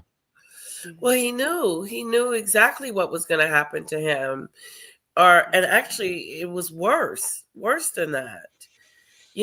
Like I said, the mother trusted these people at some point to try to make her son famous, and turned around and her son got violated. Yeah, it's ridiculous. You trust these people. She trusted Diddy. I'm sorry. I don't trust my son with anybody. I don't trust my underage son to Diddy, a rapper who has a reputation of being violent. She didn't know that. How did she know that? Diddy already had a reputation for being violent, Letitia. I'm sorry. Are you talking about Usher or Justin Bieber? Which one are you talking about? For which mom? Diddy. No, but Usher or Justin Bieber? Because Usher, when that happened, That was way before he had that terrible, like, we knew who he was a little more. But with Justin Bieber, maybe they were a little more. The Jaguar effect is just right, and should be throwing the jail for what he did to Justin. I agree absolutely. Don't worry, I put knew- my the Magi developed Jaguar Jaguar Right Fangirl app on. So whenever now we get a message from Jaguar, I will be alerted to it on the Magi Fangirl app. So do not worry, Magi. I've got you covered. Continue with what you were saying. I'm sorry that I love her. She's a It's okay. We survivor. all love her. She's freaking awesome, man. Like, honestly, she needs an acting career where she just gives I like agree with one or her. two sentences while she stares into the camera. Do you know what I'm saying? She just, yeah. I yeah. agree with Anyway, her. Jaguar. Usher I needs to go will to jail. fangirl. Well, Yeah. I believe he needs to go to jail, but at the same time, there is the fact that he was a victim and we don't know what is his mental state. Like, there is rumor, allegedly, from the bodyguard, Gene something, I forgot his last name. He said that Usher was rushed to the hospital because of tearing in his behind, because Yeah. that's how much So they he hurt him. knew. Of course he knew. He was a victim. He was a He was a victim, but victim of he made Justin Bieber a victim as well. I know, Yeah. but Well, that's here, complicated. His It's mom trusted complicated. these people. yeah. Yeah, but it's complicated to put yourself in the mindset of a victim and then you become an accomplice. It's just such a pipeline. Yeah. So that's what But I that's the think control about when I method look as at well, though. Usher. That's the control But method. Doesn't make well, it. but It makes it Adria, horrible. no, Adria said something in the Lionel B channel about Justin Bieber being like hentai like that by the 14-year-old, and then Diddy and his two sons were passing on him. So Justin Bieber, Yeah, like I said, it's Usher, the whole Usher Mhm. Bieber scenario is a mess, right? It's a mess. Yeah, because It's a I'm mess not gonna because there's yeah, so many different ways we need to look at it, and they all end yeah, up with Usher should be in jail, right? But how he got led up to doing what he was doing, and what he ends up alleged. Oh, hang on a second. Let me just be professional here. I'm sorry for my lack of professionalism there. Allegedly, Usher has done these things, right? And it's what fascinates me now is we've all kind of made our minds up on who's guilty, right? We've got some pretty keen eyewitness testimonies and testimonies from in the social circles. We all kind of know who's on the chopping block, right? So now I want to see what brought them to the block, right? Because in some cases we're going to see pure evil, and in some cases we're going to see the twisted world of Diddy, where if you've got children and you're threatened that Diddy will come for your kids if you don't give up Bieber or something like this, it adds another layer of understanding for me. It doesn't mean that they're innocent, because at that point you should just cut your losses and come forward and just out the whole thing. But again, though, Ron, if he owns the police, or he's got people paid in the police, and the people that he works for own the media, you can see the mess we're in here, if you see what I'm saying, right? So Ron, are we saying that Diddy pretty much pressured Usher into handing over Bieber to him? Yeah, I'm sure Diddy's a real swell guy, right? He's in all allegations, all allegations. There's nothing. I'm not saying this for the algorithm. By golly gosh, no way. This is a serious allegedly post. You can tell this is serious by the picture you're looking at now. Okay, these are allegations. Algorithm. Okay, all right. In my interview with Natania, I said, what we're discussing here, these are not allegations. This is her testimony. Oh, 100%. Yeah, 100%. 100%. But when we're playing the skip, go watch that interview. Go watch that interview. I am going to watch it. If you want to find out if you want to find and share it, please, in your channels, because if I asked her, I was so gory. I wanted to ask her like the details, Post it in the link. Post it in the chat. I don't know how to do it. I can't post links.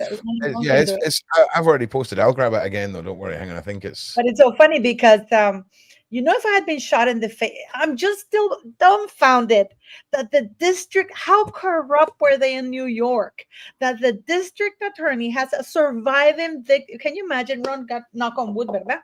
That you get shot. You see the guy, you survived the shooting. You see the guy who shot you. You go to the police. This motherfudger shot me. You know, I still have the fragments, and it was him who shot me. And the district attorney said, no, that's not good enough. Yeah, that's we call that. We need to put the reverb on for this one, Paula. That's called corruption, baby. Yeah, corruption, baby. If I were Natania, I would sue the district attorney's office. Yeah, the government's that office. would be a good idea.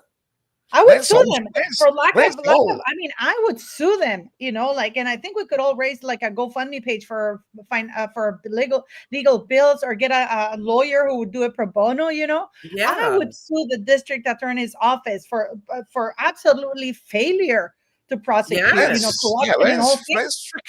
Let's all sue someone. Let's be the first YouTube channel that collectively just sues someone as a channel, right? If there's a lawyer present, how do we do that? Somebody get BJ on the phone. She'll know how to do this. Let's be the first YouTube channel that just sues someone, right? I feel like this now is the time. That we help somebody. We help somebody. No, but with a legitimate. Oh yeah, we help someone too. We help someone too. Yeah. I don't know what is going on with my hair. I feel like it's progressively turning more and more into like a little girl. We did a live the other day when we saw you with your hair about a year ago. What is this? Oh man, Paula, we did. Do you know, about a year ago, I swear to God, I would have passed for the Cowardly Lion from The Wizard of Oz. Right? It was just like. It was because I hadn't shaved. I prefer the name Temutor, not the Cowardly Lion. So I've shaved these bits off here, right? Which kind of goes round behind my ear. And you don't realize how much of a mane, like an important part of the mane, like this side of it is. And I tried to grow it back and it just goes through the suits. We are going full little girl with ringlets today. I don't get it, but hey, I'm here for it all. Listen, we're going to jump back into this video because we've got a lot to cover today, and we've still got half of this to do. So we are going to jump back. Guy, Ron, you look like this guy. You look like this guy. I'm sharing with you on the screen. Thor. You look like this guy. If you can share the screen quickly, that just see how many people agree or disagree. Travis Fimmel, the guy from Vikings. Wow, he's hot. I love Vikings. Like him. Remember, you had shaved the size of your head too, and you only had the long thing. Sorry, you can tell that Ron and I have ADHD. He does favor him a little bit, Paula. He does. Yes, you do look like Travis Fimmel. You see, Sunset Salty Sage says Ron totally gives Viking vibes. Yeah, listen, I'll take it. I appreciate it. I have to say that I definitely feel like you're gassing me up. I'll take it all day. I'll take it. I'm not teasing you. I'm serious. I told you this before, Ron. Okay, listen, it's okay. Let's all relax. Okay. Ron was hiding down under the tinsel. Right, and now that he's collected himself, he's back. He's relegated Letitia to the tinsel. She's down in the tinsel corner. Everyone wave to Letitia in the tinsel corner. How are we doing, Letitia? Yeah. I would take Wish.com, Ragnar. I'd take like that. That's the picture you see on Wish, and I'm what arrives like, oh yeah. I'll take Wish.com, Ragnar. I'll take that. All right, let's jump into this. You knew what Diddy was gonna do to him. What'd you get by taking him over there? And then you had the nerve, he signed to you. So you've been making money off of him after you get him abused like that. You owe him all his money back. Are you Diddy number 2, 3, 4, Usher? Running around here. I mean, this is ridiculous, y'all. Hey, I'm on a live, y'all. Stop calling me when I'm on a live. That's disrespectful. I'm on live. Stop calling me. Jaguar Wright is watching. She's in the chat. Hi, Jaguar. I love you. Oh, I love if I can work with her. She sings so good. Hey, tell Fox to stop calling me. Jaguar Wright is on the. Purple Rain. Purple Rain. Stop. He keep calling. He called 5 times. I don't even know what did. Man, he gonna make me talk mess. Tell him to stop. That's ridiculous. Hey, Jaguar. Yeah, I just want to say, man, your voice is amazing. Your strength is amazing. Shout out to you for being alive still and not being afraid to talk. You gave me the strength to talk because when I first got the strength to put my story out there, everybody was like, you can't say nothing. You gonna mess up your lawsuit. You gonna do this. You gonna do that. And I'm saying, well, I'm filing my lawsuit for justice. Like, it's not. It is about the money, so I can, set my son up and I can get into counseling and do all the things I need to do because I can't work a job. I want to be financially straight.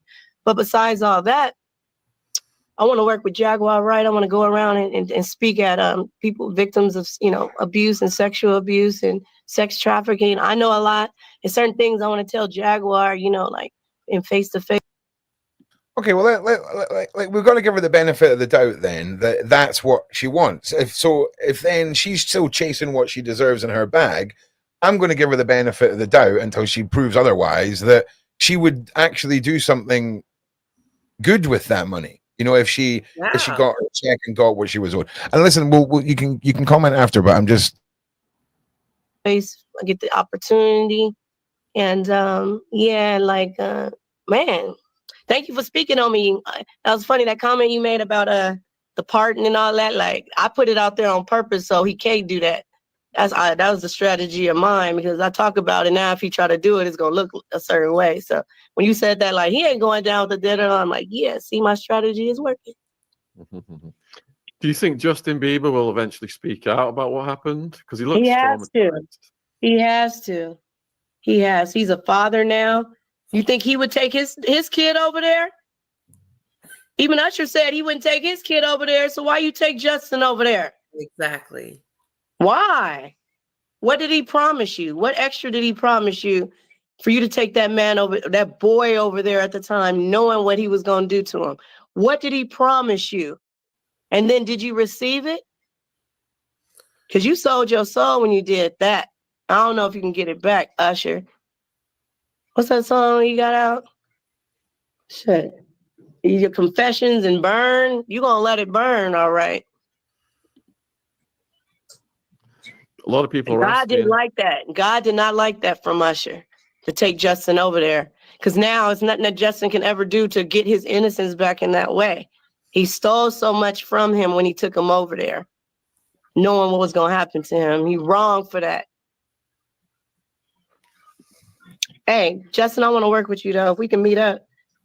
Like, I understand your pain, and my homegirl trying to get in contact with you because she was there with you in the room. So you want to talk to her, she got you. A lot of people are asking about the baby oil, if something was put It's not baby oil, y'all. That's liquid ketamine, horse relaxer, muscle relaxer.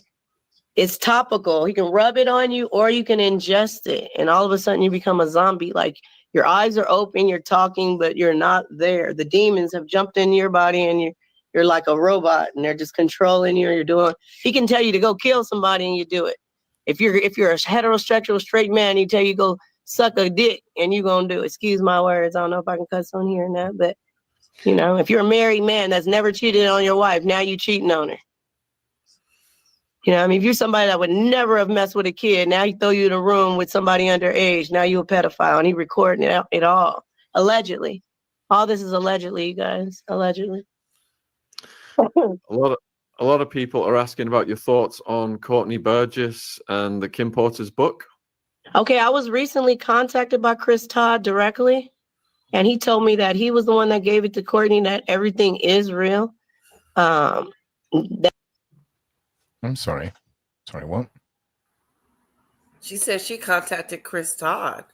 No, Chris Todd. A lot of people are asking about your thoughts on Courtney Burgess and the Kim Porter's book. Okay, I was recently contacted by Chris Todd directly, and he told me that he was the one that gave it to Courtney, that everything is real. But he had wrote his own version based on what was on the hard drives that Kim got out of Diddy's safe. Kim had got these certain things out of the safe. Wait a minute. Wait a minute. Wait a minute.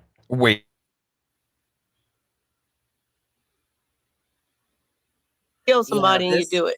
If you're a heterosexual straight man, you tell you go suck a dick and you gonna do it. Excuse my words. I don't know if I can cuss on here or not, but you know, if you're a married man that's never cheated on your wife, now you cheating on her.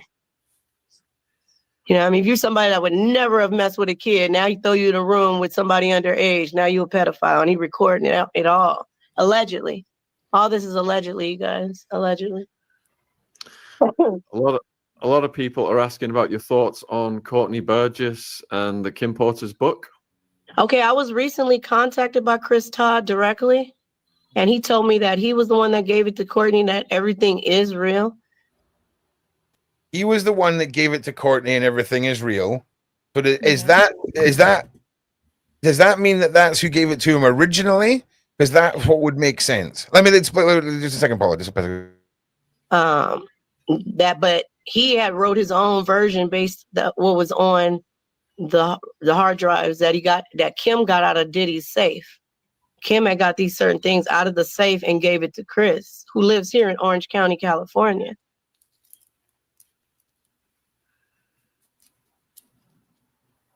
I'm sorry. What'd she just say? I'm like, so. Wait, nah. We need to continue. I understood that Courtney said he got that book from somebody. From my understanding is that it was a woman who had access to the hard drives, and it was her boyfriend or ex-lover or whatever who gave him. Wait. Just wait. Everyone just wait. You know, I mean, if you're somebody that would never have messed with a kid, now he throw you in a room with somebody underage, now you a pedophile, and he recording it all. Allegedly. All this is allegedly, you guys. Allegedly. A lot of people are asking about your thoughts on Courtney Burgess and the Kim Porter's book. Okay, I was recently contacted by Chris Todd directly, and he told me that he was the one that gave it to Courtney, that everything is real.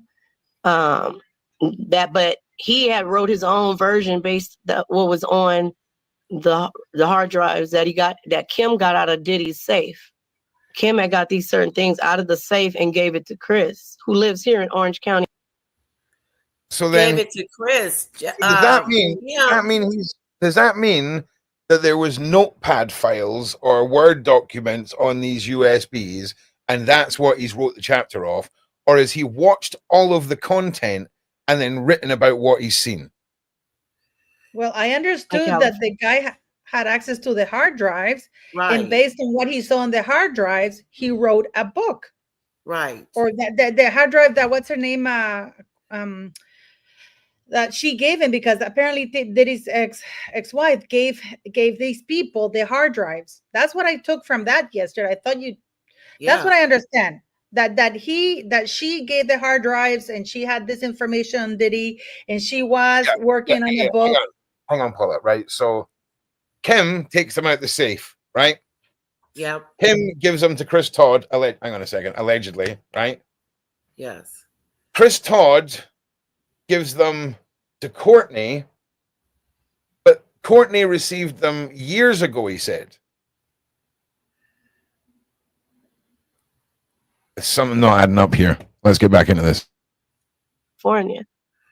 Chris called Courtney and said, "Hey, I want to give these to you for you to turn in." But I don't know why Courtney, I guess, was slow rolling about turning it in. And that's why I don't know how the marshals and everybody found out that, I guess Chris had told him that he was giving it to somebody to turn in, and then Courtney wasn't turning it in. And then now they're trying to, because of his representation, they're running around trying to sell it now. And if they don't get their price, they're just going to release it to the open market. I don't understand that. Why don't you just turn it over? I 100% can confirm that people are running around right now trying to sell the rights to this book. I can 100% confirm it. That's all we're going to say, Paula, but I can confirm that. No, I'm not going to say anything else. To the authorities, or if Justin's on there, why you didn't hand it to Justin himself? Like, why y'all doing this? Are y'all out for justice or a paycheck? Y'all the real clout chasing, trying to get a paycheck, not as big, you know what I mean? I don't know. But I was told that what he turned in or has in his possession is authentic, and it came directly from, Miss Kim Porter. Shout out, rest in peace, rest in power, Kim. You still hear your voice speaking from the grave. You did what you were supposed to do. We got you from here. We got you, Kim. She was there. I talked to Kim a lot. We got you, Kim.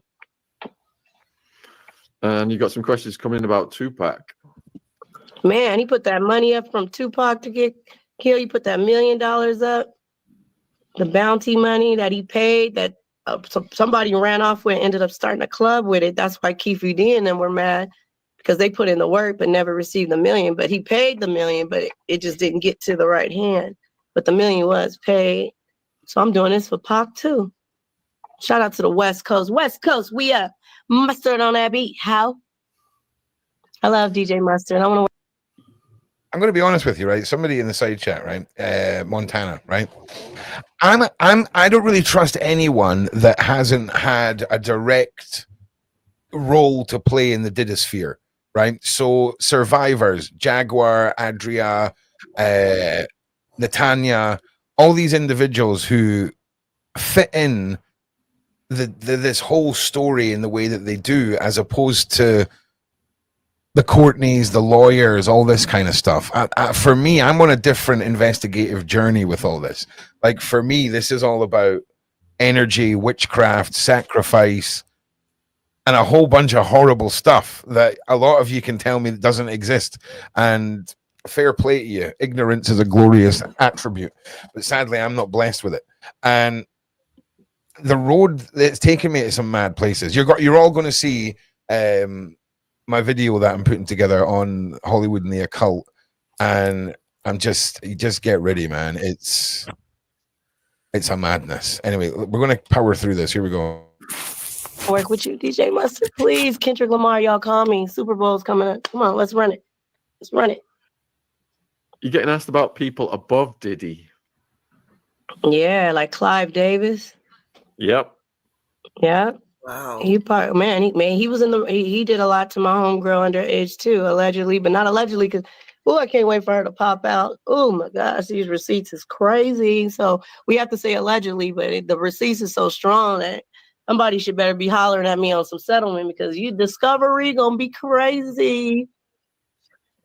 Get in contact with me, y'all, because once I pop out with my girl and we start really and that's another thing, people thinking like, why are you telling so much? I'm only giving you guys 10%. There's a whole other 90% that I'm saving for the book. And my book is going to be a book, a movie, and a soundtrack all in one. I'm writing everything myself. When will the book be out? How can something both be a soundtrack and a book? I'm just saying, just putting that out there. I'm not criticizing putting that out there. If somebody could explain that inside, that'd be great. Thank you very much. I put it out.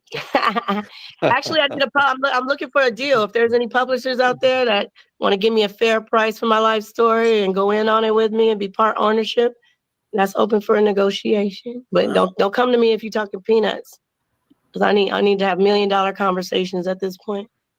Everybody in the room was a millionaire or a billionaire, so don't come at me with hundreds or a little bit of thousands, because we're gonna make millions. Billions. Oop, your internet's frozen. Let's see if we can get you back. Can you hear me? Yeah, I mean, man, that's wrong. She's back. All right, your internet frozen there. Sorry, all somebody called me. Why were you told to wear black at white parties?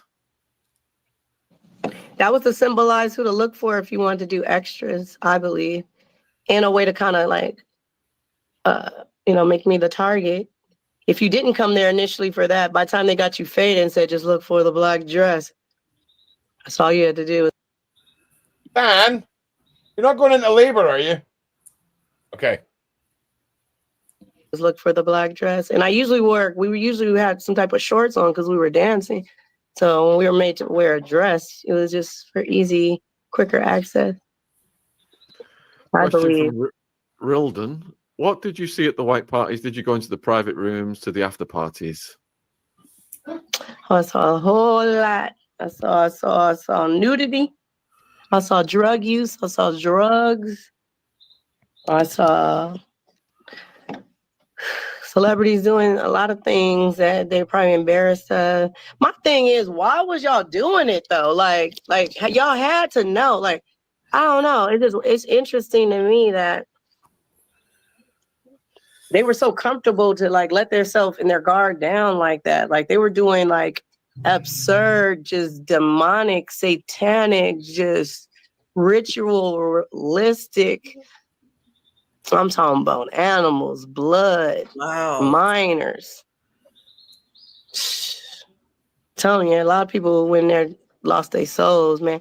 That's why a lot of people were taking advantage of it from the behind, because you have a chakra back there that leads to your soul, and you're a straight male and somebody takes that from you. It's like a soul tie. They infuse themselves in you and their juices and all that. And it's all nasty. It's feces and blood involved, and they like it. The dirtier, the better. Wow. Is that he even let my friend take baths with soap. He used to make her take water bath. He liked the funk, allegedly. Is that some kind of, when you're talking about debasing the root chakra, is that some kind of voodoo or black magic or something? Yeah, all devilish, all demonic, all black cloud, below board. God don't like it. If you have God, I'm of God. God's separating good from evil right now. You got to choose a side.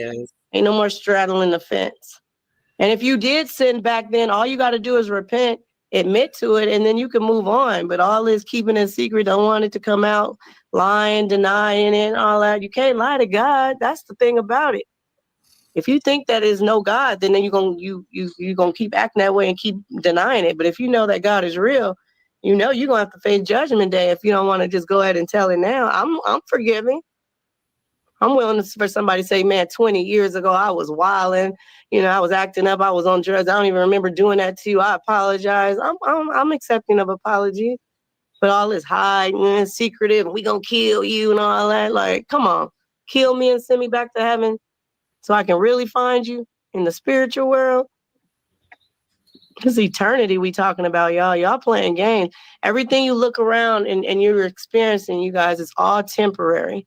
We are all spiritual beings having a temporary physical experience. Everything, your cars, the chair we sitting on, this cup, money, it's all tools to maneuver on the world to get back to heaven or go to hell, whichever one you want. You're going somewhere.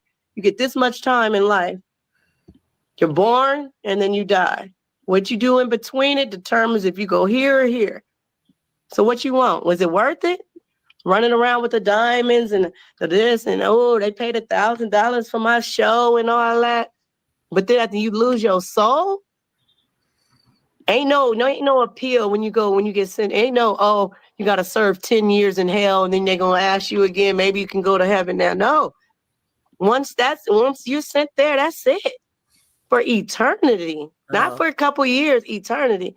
And that's why I'm here, to right all the wrong I've done and to correct whatever wrong that's still floating around. I plan on scrubbing the internet and getting all that off. Y'all got to help me do it.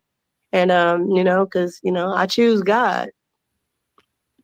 Good for you. So JG is asking, how long were you with Diddy for doing these things? And what happened to you personally? I was involved with them from 2004 to 2009, and then got an opportunity in 2013 to go to Las Vegas and party with them out there in 2013. But besides that, those are the only years, really. And then personally, it was a lot that happened to me, But 5 years. 5 years of it? Wow. And there were other parties that weren't like publicized. Like the white parties were like, but they were also just regular parties. What were the other parties called? It was just a party. No, it was a certain year. It was like a certain theme, whatever the theme was, It could be, it was Labor Day, it was, album release parties that turned into, things. It was birthday party celebrations that turned into other things. And you said you saw royalty and presidential people. Are you able to expand on that? That's going to be the next one, you guys. We got to come back. I can't give it all to you because you're not good at following. When I talk about too much. That's the second interview where she's had that crystal in her hand when they've talked about royals. It rambles on, and then you guys, don't get it. It's a lot to unpack, you guys. It's a lot to unpack. You guys have to be patient and be patient with us, because as we remember and as we talk about it, it triggers, it brings the pain back. Wow. We're targets now. So A lot of people are asking about your safety. Next interview on that. But yeah, I'm good. I got the hood. I'm in the hood right now. I'm all good right now. I'm in Los Angeles, California with the real ones. Shout out to Fox and Lonnie Boo. Miss Judy. That's my girl. You know what I'm saying? Judy and Fox, they hold me down out here in LA. I got protection. I got street protection. Yeah, Grape Street. Shout out to Grape Street Watts. I love everybody though, but I just who hold me down. I ain't choose no sides. I'm not in no gang. I'm looking for, who helping me. They helping me right now. Why do you think Diddy got away with it for so long? He had money, power, a lot of evidence on people. But why and nobody wanted to believe that something like this could be happening. Why? You wouldn't think just so you can rap and sing, you have to allegedly give up sexual acts, casting couches just to rap, just so I can sing, just so my song could be on the radio. I gotta let you put your juices on me. Like, come on, just so my song could be on the radio. Is that serious? That you were looking at people like, until you give me that back there, you get nothing. Wow. And then for the people who did do it, you still didn't give them nothing. All your artists is broke. And your mama got all they. Janice, give them back Janice, we coming for you, Janice. Give them they publishing and they rights so they can feed their family, Janice. Miss Combs, cause you nasty.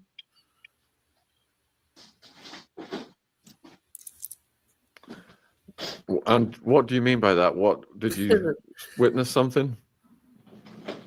Well, allegedly, Janice likes to have threesomes with her own son and minors. She likes drinking breast milk of the minors that she's molesting, allegedly. And he likes to do it rough to his mama, and she likes it. Allegedly. It's not even making love, it's rough. Shit talking sex. Allegedly. That's why everything put in her name. Allegedly. So we've got Tommy has joined us. It's Indiana Scoville. Who was in federal prison. All and right, he's got a lot of experience about federal prison and the law and stuff like that. He's got some questions for you as well. If that's okay. Just looking at that crystal, does anybody remember the crystal maze? Adria? Okay. Hey, how are you? Good, First how of are you? all, good. First of all, for all of the tip the hat to. I love Tommy a bit, right? But this was literally like, you ever been on a side quest in a computer game and you meet like an NPC character and they're like, "Good day, glad to meet you," and then they go into the monologue, right? That's what you're about to witness in real life here, my legend. Wow. My God, Tommy Scoville. So we've got Tommy has joined us, who was in the federal prison. All And right, he's got a lot of experience about federal prison and the law and stuff like that. He's got some questions for you as well. If that's okay, Adria? Okay. Hey, how are you? Good, First how of are you? all, good. First of all, for all of the tip the hat to the strength that it takes to do what you're doing, and keep your chin up. There's going to be a lot of people who say a lot of stupid stuff because everybody, and I mean everybody, deals with trauma different. You can't judge one person by how the last person did. You know what I mean? Exactly. Bad form. Yeah, I've always been like that. Even as a little girl, when I was in trouble, I would smile. Like when they're yelling at me, I don't know what it is. I'm like smiling, like, I'm sorry. It's a defense mechanism. Do you know any of the people that you were in there with? Have you seen any of them since you got out? You understand what I'm asking? Of the mental home? Of the the other people that were being abused alongside of you. Have you ever seen any of them after the fact? Yes, my Jane Doe I'm speaking of. Okay. Horrific. It really is horrific. And it was, you said 5 years? Yeah, 2004 to the end of 2009.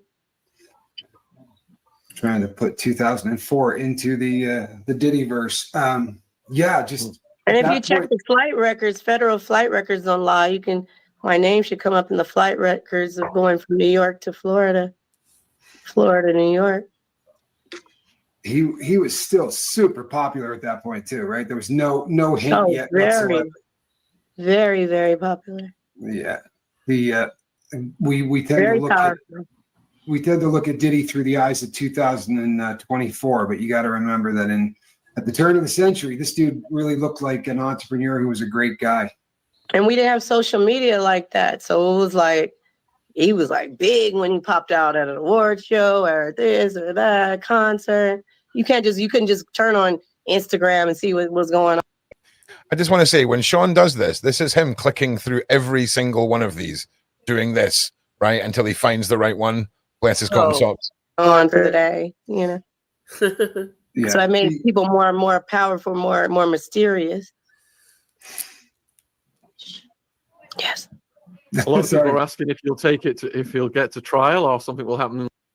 Put a 1 in the side chat if you're interested in hearing some stuff about crystals after we've watched this, and if you believe in the importance of crystals, and you want to hear about a new series with Beverly Rhodes that's starting on Wednesday, tomorrow, on the Sean Atwood channel, and it is going to blow your minds. Okay, but if you're into crystals and all that stuff, slap a 1 in the side check. We'll talk about it after we've done this. Let's go.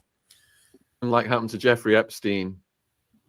Man, well, in my opinion, this is his last chance to find God. He's supposed to find God in there and repent and reform people in there. If he does that and he really changes his heart, he'll have a chance to go to heaven. But if he uses opportunity to continue to do evil and call shots from the inside, whatever, then he ain't gonna make it.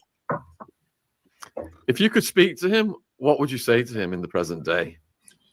I would say, hey, Sean, what's up, man? God still loves you. God still loves you, homie. You have kids, your grandfather, maybe one day. And you have a legacy that you done really fucked up. You done fucked it up. You know, made apologies to Cassie that you took back.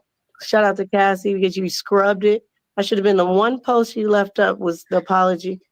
But anyway, you still have a chance. You still have breath in your lungs. So you need to admit to your wrongs.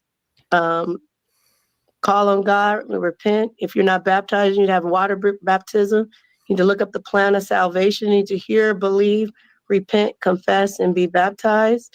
And then you need to atone for all the wrong, admit your wrongs, and pay people back so they can get the proper help to overcome the things that were done to us through the things that you were taught and groomed to be. It shouldn't have happened to you either. But you do have a chance to write it at the end. It's about eternity. Forget what it looks like here on this temporary, plane. Eternity. Think about eternity. You have a chance to save your soul. Do you want that opportunity or not? It's almost as if Adria, she's are not you just about Diddy, Kim Potter's death and all these people who got feeling sorry for him and wanting him to get his soul saved and fixed. Yeah, that's what all you Jesus crew are like, though. They're like, oh, just ask for forgiveness, everything will be sound. Okay, Like tell it to the choir boys. All right, that's all I'm saying. Yeah. Oh, come on. Hang on a second, everybody. Hang on a second. Yeah. Carry on, man. Maggie, you were saying something? Yes. So I was just saying that she's not forgiving Diddy, but she is willing to let his soul be saved. She's willing to understand. Exactly. What I took from it was rot in hell for the rest of your life, but we can save your soul. That's basically what I took from it, right? Okay. Exactly. In that sense, because I mean, I could sit here and be like, the Jesus crew and the forgiveness and all the crimes and all of that. I'm just saying, respect to all of you. Queenie, is that what you got? Sorry?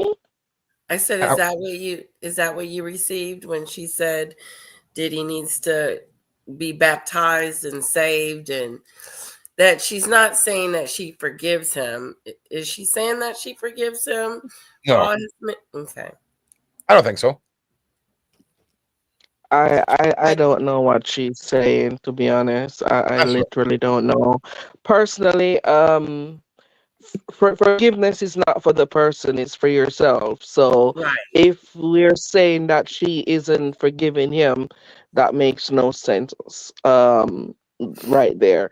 But forgiveness is not for the person, it's for you.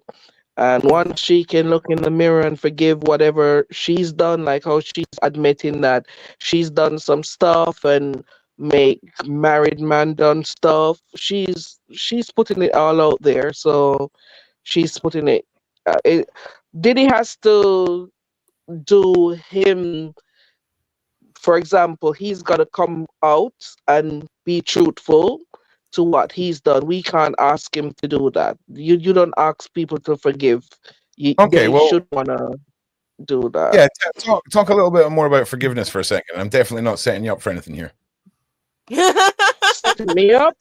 No, you're not setting me up because my phone is gonna die. It's on literally 1%. I don't understand what's going on. Some might say, Queenie, some quite say that forgiveness is more than just saying sorry. This is called forgiveness. Oh, definitely. You can just say I'm sorry and then everything's walked away. Hell no. You've got to. Is more than saying sorry. See, so I'm just saying there's a lesson for us all in this. Okay. No, carry on, Queenie. I was busting your chops. No, forgiveness is not just saying sorry. I wouldn't say that you're just gonna say sorry and your slate is being wiped clean. No, you've got to be working on yourself. You've got to be showing how to be graceful, how to be humble. You've got to show the work. You've got to put in the work. You've got to do things to prove. Not according to the religion, though. According to the religion, you can just ask for forgiveness, and then listen. You keep talking about religion, Ron, and I tell you that I'm not religious. I am a child of God. I don't subscribe to any religion. Yeah, I'm not accusing you of being religious. I'm saying that. No. I'm just saying I'm not subscribing to Christianity or anything. I am a child of God, and I live by the 10 Commandments and being charitable, and we try to be good to my neighbors and whatever. This is what this woman says. She says that she wants Diddy to repent and all this kind of stuff, and she uses the words God, and I'm pretty sure she said Jesus at one point. So for me, that kind of falls into the whole Christian Catholic forgiveness realm of you ask for forgiveness. There are so many different denominations in Christianity, though, Ron. That's what I'm trying to tell you. Hence why I'm not a part of any of them. Yeah, you've got Roman Catholic, you've got the I get that. Church of England, you've got the Baptist, you've got all these things, and they all call on Jesus Christ, God, Yahweh, whatever you want to call his name. I'm not subscribed to any of them. I'm a child of the Creator who created me. That's who I am. That's great. Yeah. So, but the point I was trying to make there. All right, okay. Oh, I'm sorry. I just wanted to say to Ron, you don't just need to say sorry to be forgiven in the Catholic Church. You actually need to repent. Yeah, but the repenting happens when you confess.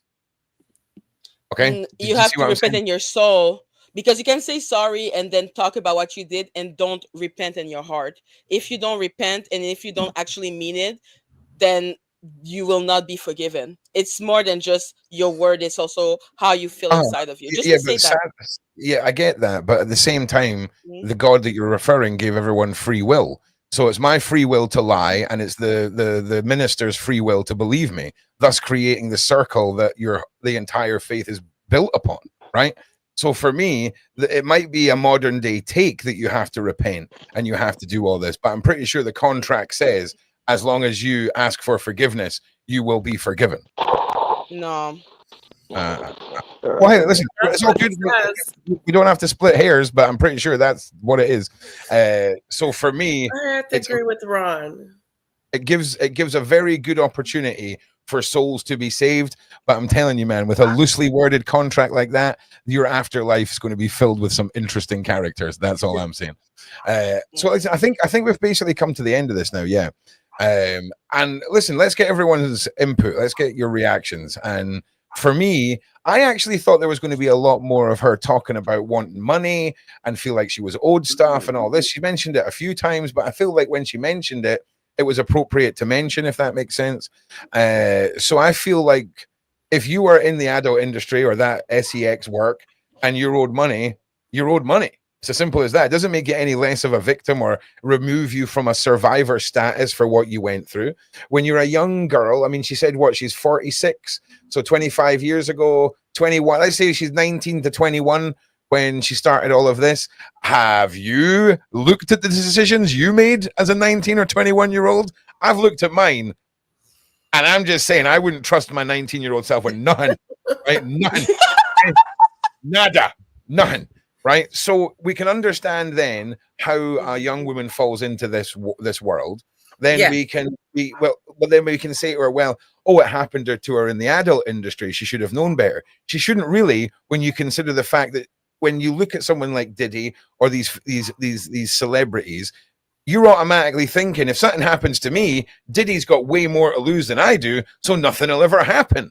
Right. Okay, and as you go deeper and deeper and deeper down these horrific holes with these monsters, you have been, whether you're conscious of it or whether you're not, you have been dragged down with them, and that's by design. They want you feeling guilty. They want you seeing things that you can't really explain. And I'm sorry, has anybody willingly tried the horse tranquilizer beginning with K, let alone unwillingly having it poured all over your body? Okay, there is some things that happen when certain chemicals mix with the human brain that if you don't know they're there, you can be a bit weirded out. Okay? I'm just saying. So there's a lot to take in. It's a lot. There's a lot to process from all the different angles of the people that are involved in this, because a simple case of, oh, she was an sex worker. Oh, she was an adult entertainer. Oh, she was a dominatrix. All of this stuff, okay, is exactly why and how they used to pull these women's testimonies apart. We live in a world where if you get R-worded, but 2 years ago at the office party, you posted a picture of you kissing Sheila from the, just to get the boys a bit rowdy, there's a good chance the judge is going to tell you it was your fault. This is the world we live in, okay?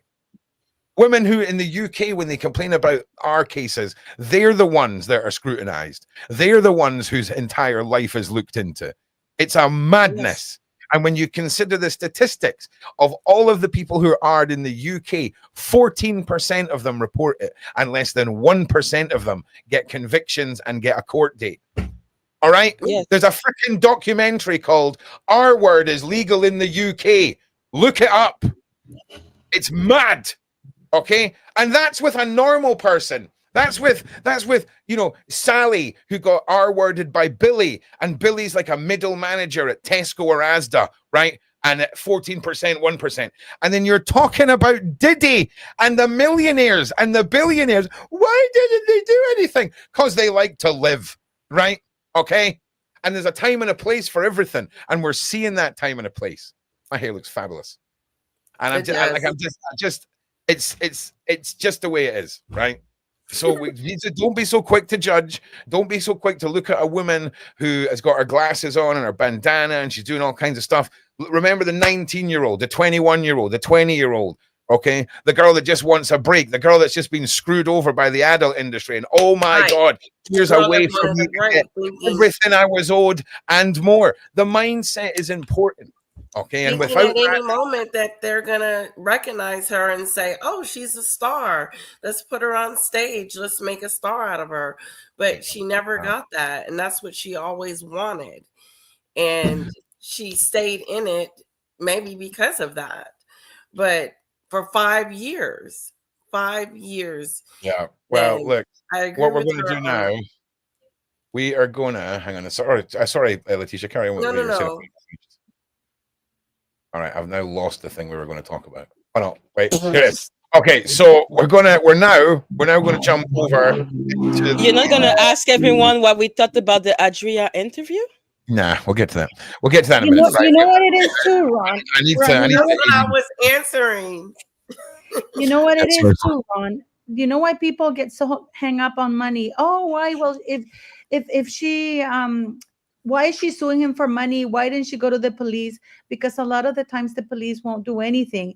And I remember this lawyer told me that the only way to make these celebrities or these kinds of people that are powerful stop and think is by making it so expensive for them, because these very wealthy people don't like to spend any money. They don't like to spend their own cash. We saw Natania said that by the time that Diddy actually settled the lawsuit with her, he had to pay out of his own pocket because these people have insurance. And usually it's the insurance that pays. So these people get angry when it's their own money. So that's what I remember this lawyer said, that the whole point of it is making it so expensive.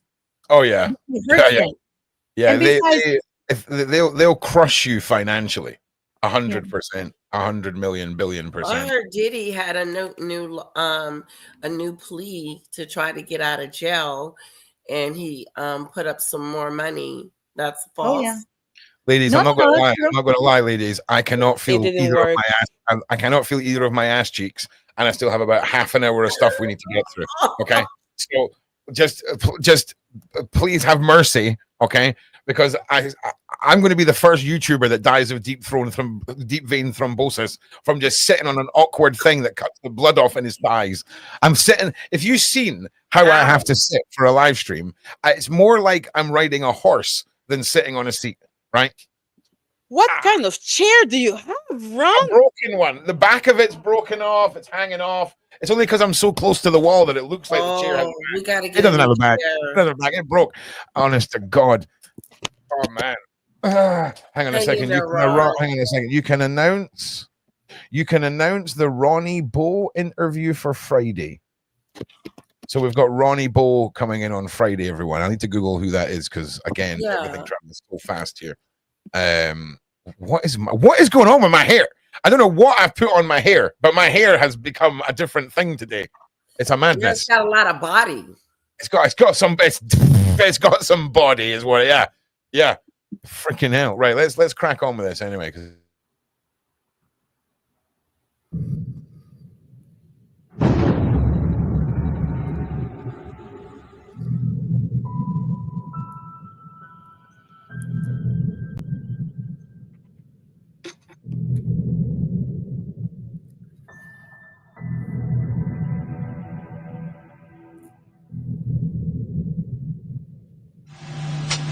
It's like I would film things like that. I would encourage like everybody, all different types of sexual. But there's that thing where it's like a lot of people misunderstand being with S&M and they think it's super. And I have to like explain to people how, like, where it's more like you're tied down because you need to like be able to like have somebody hold you down and keep you still, or like fight S&M. Like.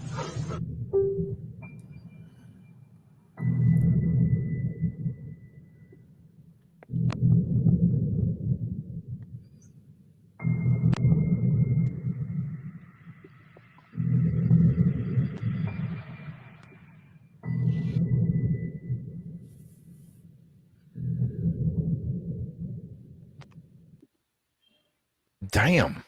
Like, What do you think? What do you think in the side chat? Are we looking at propaganda? Are we looking at perhaps talking about a movie? And we're going to jump back into the next section of this. I'm just making sure Kaz has reviewed all of this. Yeah, that's good. All right, no problem. All right, here we go.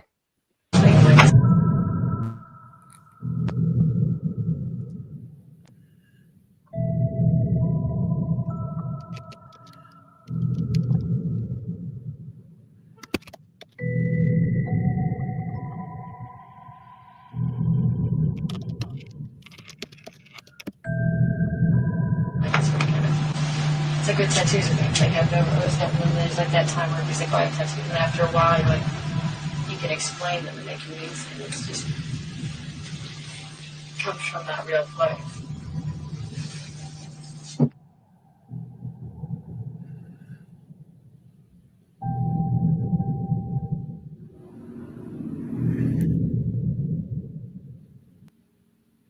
Damn. I mean, allegedly, I'm just saying, but I mean, there seems to be more and more stuff surfacing around all of these freaking monsters. Who those who are wondering about the Adria English interview regarding the 11-year-old girl she was talking about, J-Lo was saying at the PD party where she stuck a bottle in her area. Here is her with her face blurred. Allegedly. Yeah, even R. Kelly now, by his cellmate, is coming out and talking about those rituals. Oh yeah, we'll definitely get you to jump in on that. Don't worry. Once we get past these Twitter things, we can jump into and we'll close on our thoughts with the interview. This is also to be said. The girl. This is the picture that you can see a knee there. That's about all I can show you guys. There's the strawberries. Wow. And the Adriana was talking about. All right, so now we're jumping on J-Lo again. Remember the Super Bowl show J-Lo did with the children in cages, or the picture of her in a person bound in the background while she did a selfie? I wish I could find that. All right, wait, what? Wait, let me just check that the one thing. Hang on a second.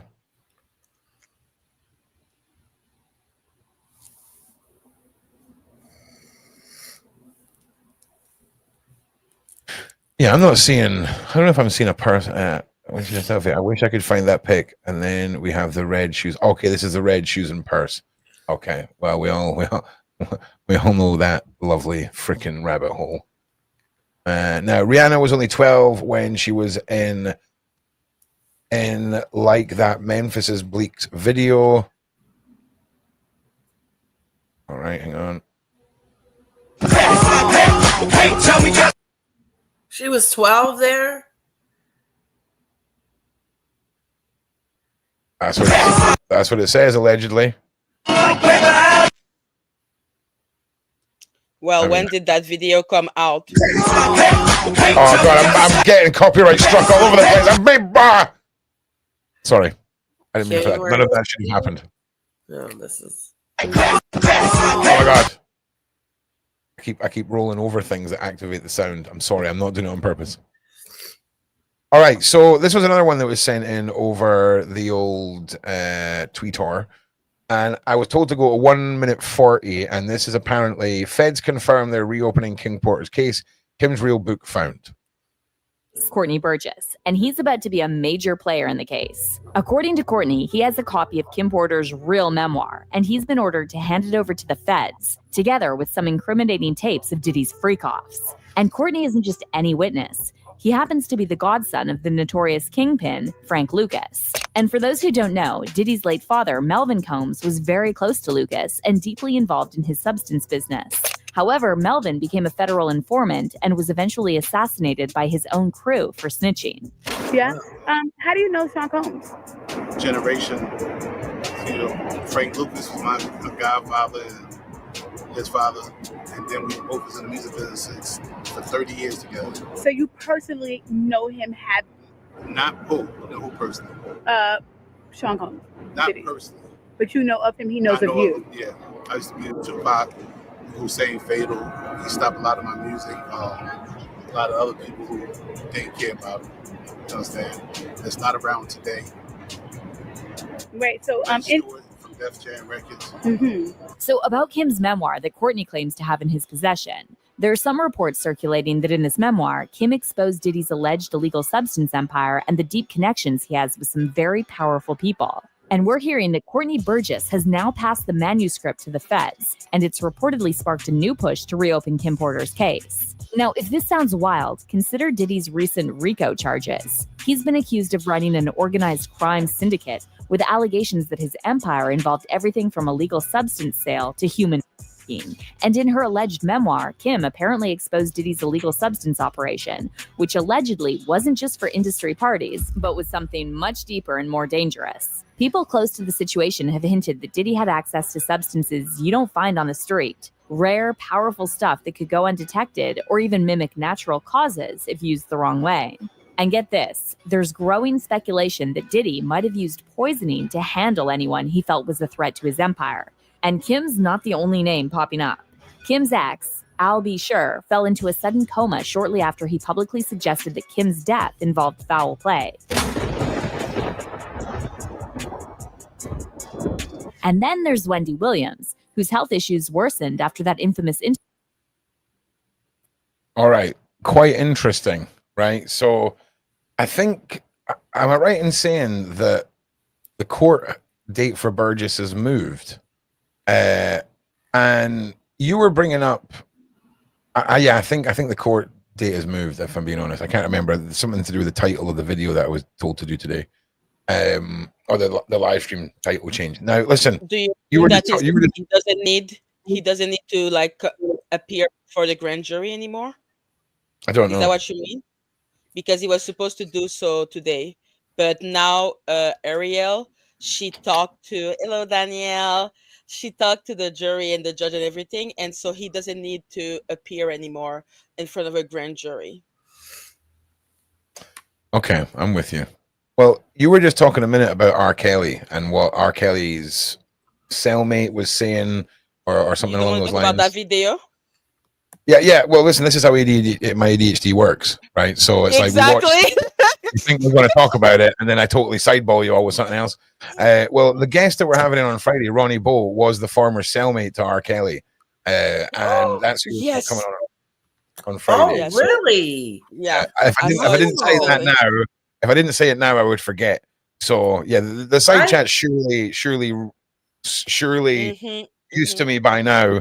The way that we go from topic to another topic, and then back to the first topic, and then to the second topic, and then to a new topic. Yeah, but big shout out to the beautiful and wonderful Danielle. I love you. You are the most amazing woman in the world, and it's beautiful. Thank you for bearing my child. Okay, right. So, ladies, have your say. What was Lady Latisha saying? You go first, Maggie. About the R. Kelly part? Yeah, so the R. Kelly with Ronnie Bow. Is that what we're talking about, Ron? Sure. Why not? Okay. So yeah, he's coming out to talk about the fact that Jay-Z set up R. Kelly, and he explains because he's really pro R. Kelly. So you're gonna see that when he talks, he's gonna absolve R. Kelly of a lot of things. But it doesn't mean that there's not a core of what he's saying that is true. That there are those entities that are, the cabal and everything. Like R. Kelly and the prison is talking a lot about those powerful forces, and he explained it's so true. He explained why the people are being like given to the slaughter. Like Diddy, he explained that it was because when he made that lawsuit with Ciroc, and then it was like Ciroc is owned by BlackRock, then suddenly now everything is going on with Diddy. When R. Kelly, why people wanted to get rid of him is because he believed that he was worth $1.2 billion and he wanted his money. And then the moment that he was starting to get... You do? Of course I don't believe he was worth... Oh, no. But that's what Ronnie Bow is going to say. Okay. So, and that's what R. Kelly believes. Hey, Nova. That's true, Maggie. That is so true. That's what he believes, and he was asking for his money and making such a scene that the moment that you do not obey those people that we don't know who they are, automatically they get rid of you. So he was talking about how Jay-Z was way higher in the hierarchy than him or Diddy, and that Diddy, the situation that's happening right now with him, is because it's not because what he did was horrible, which it is, but it's just as a way to punish him because he went and did a lawsuit against Ciroc. And there's a part of me that believe it. I don't think they care that ordinary people get hurt. Of course they don't. That's not that. They just need us paying the taxes and consuming. Consumption, taxation, and living in fear, people. Stay inside, work on your jobs remotely, consume on Amazon, don't go outside, conform. That is the plan. That is the plan. Yeah, Ronnie Bo was locked up with R. Kelly, and him and R. Kelly are writing a book together. He's still in contact with R. Kelly from jail because he wants, like, Ronnie Bo did even made a music like not video but like just a music talking about how much R. Kelly is innocent. So when you listen to Ronnie Bo, he's really partial to R. Kelly. Do you mean that he wrote a song? Innocent. He wrote a song. I think it's called "Free Hey, R. guys, Kelly." he making the music. He making the music. Okay, he making the music. Yeah, he wrote a song. I'm with you. All right, yeah, that makes more sense. So when is he gonna be on your show, Ron? Friday. Hang on. That's awesome. Hang on, Friday. For an hour and a half. We don't have a time yet. But yeah, that is what I've been updated from. Wow, Shane made that happen. Yeah, of course. So some people, when he comes, or if you listen to his other video, yes, he's absolving R. Kelly of a lot of things, but sincerely, I mostly am interested in the cabal aspect of it. And everyone that was using R. Kelly. And also he was talking about the baby oil and what the baby oil would do to you. Like, he was saying that it was not baby oil, it's some type of drug that is liquid, and when you have that drug inside of you, they can tell you to go do this, do that, do this, do that, and you will do it. Yeah. So R. Kelly is blaming the fact that he has the video with the 13 or 14-year-old. He's blaming that on the cabal. He's blaming that on they told me to do that, and then they filmed R. me Kelly because is blaming Diddy. Interesting. He's blaming the cabal. The cabal. Okay, he's blaming those really higher up, those people that are into ritual, humiliation, and they do that to make sure that they have some blackmail on you, because if you don't conform, then they're gonna put it out. Yeah. Well, listen, I'm not being funny. For health and safety reasons, I need to like stand up and go and walk around in the world for a minute, because my legs are now, everything's I'm numb. I'm numb. Oh, so sorry, we will be back with Tommy Scoville this evening. There might be something in between that. Let me just make sure that everything is set up how it needs to be. Tommy, right? Tommy? Diddy Accuser. Yes. Yeah, Tommy. I think maybe I'll just leave how the boss has set all this up, because that's what he usually says. All right. Yeah, tonight we've got, I'm pretty sure, or is it late? Is that? Hang on a minute. Let me just get you an accurate content breakdown here. So we end the show, and then, yeah, it's Beyonce, Tommy Scoville tonight at 9. That's all I can see. So unless something else pops up between then, we will see you there, you lovely people. Keep an eye on all of that kind of stuff. Sean needs you to edit. Okay. All right. Listen, we'll catch you all in the next one. If I don't see you before tomorrow, I'll see you tomorrow. Love you guys. Thank you, Side Chat. Kisses to you guys. Thank you, Side Chat. You're awesome. Peace.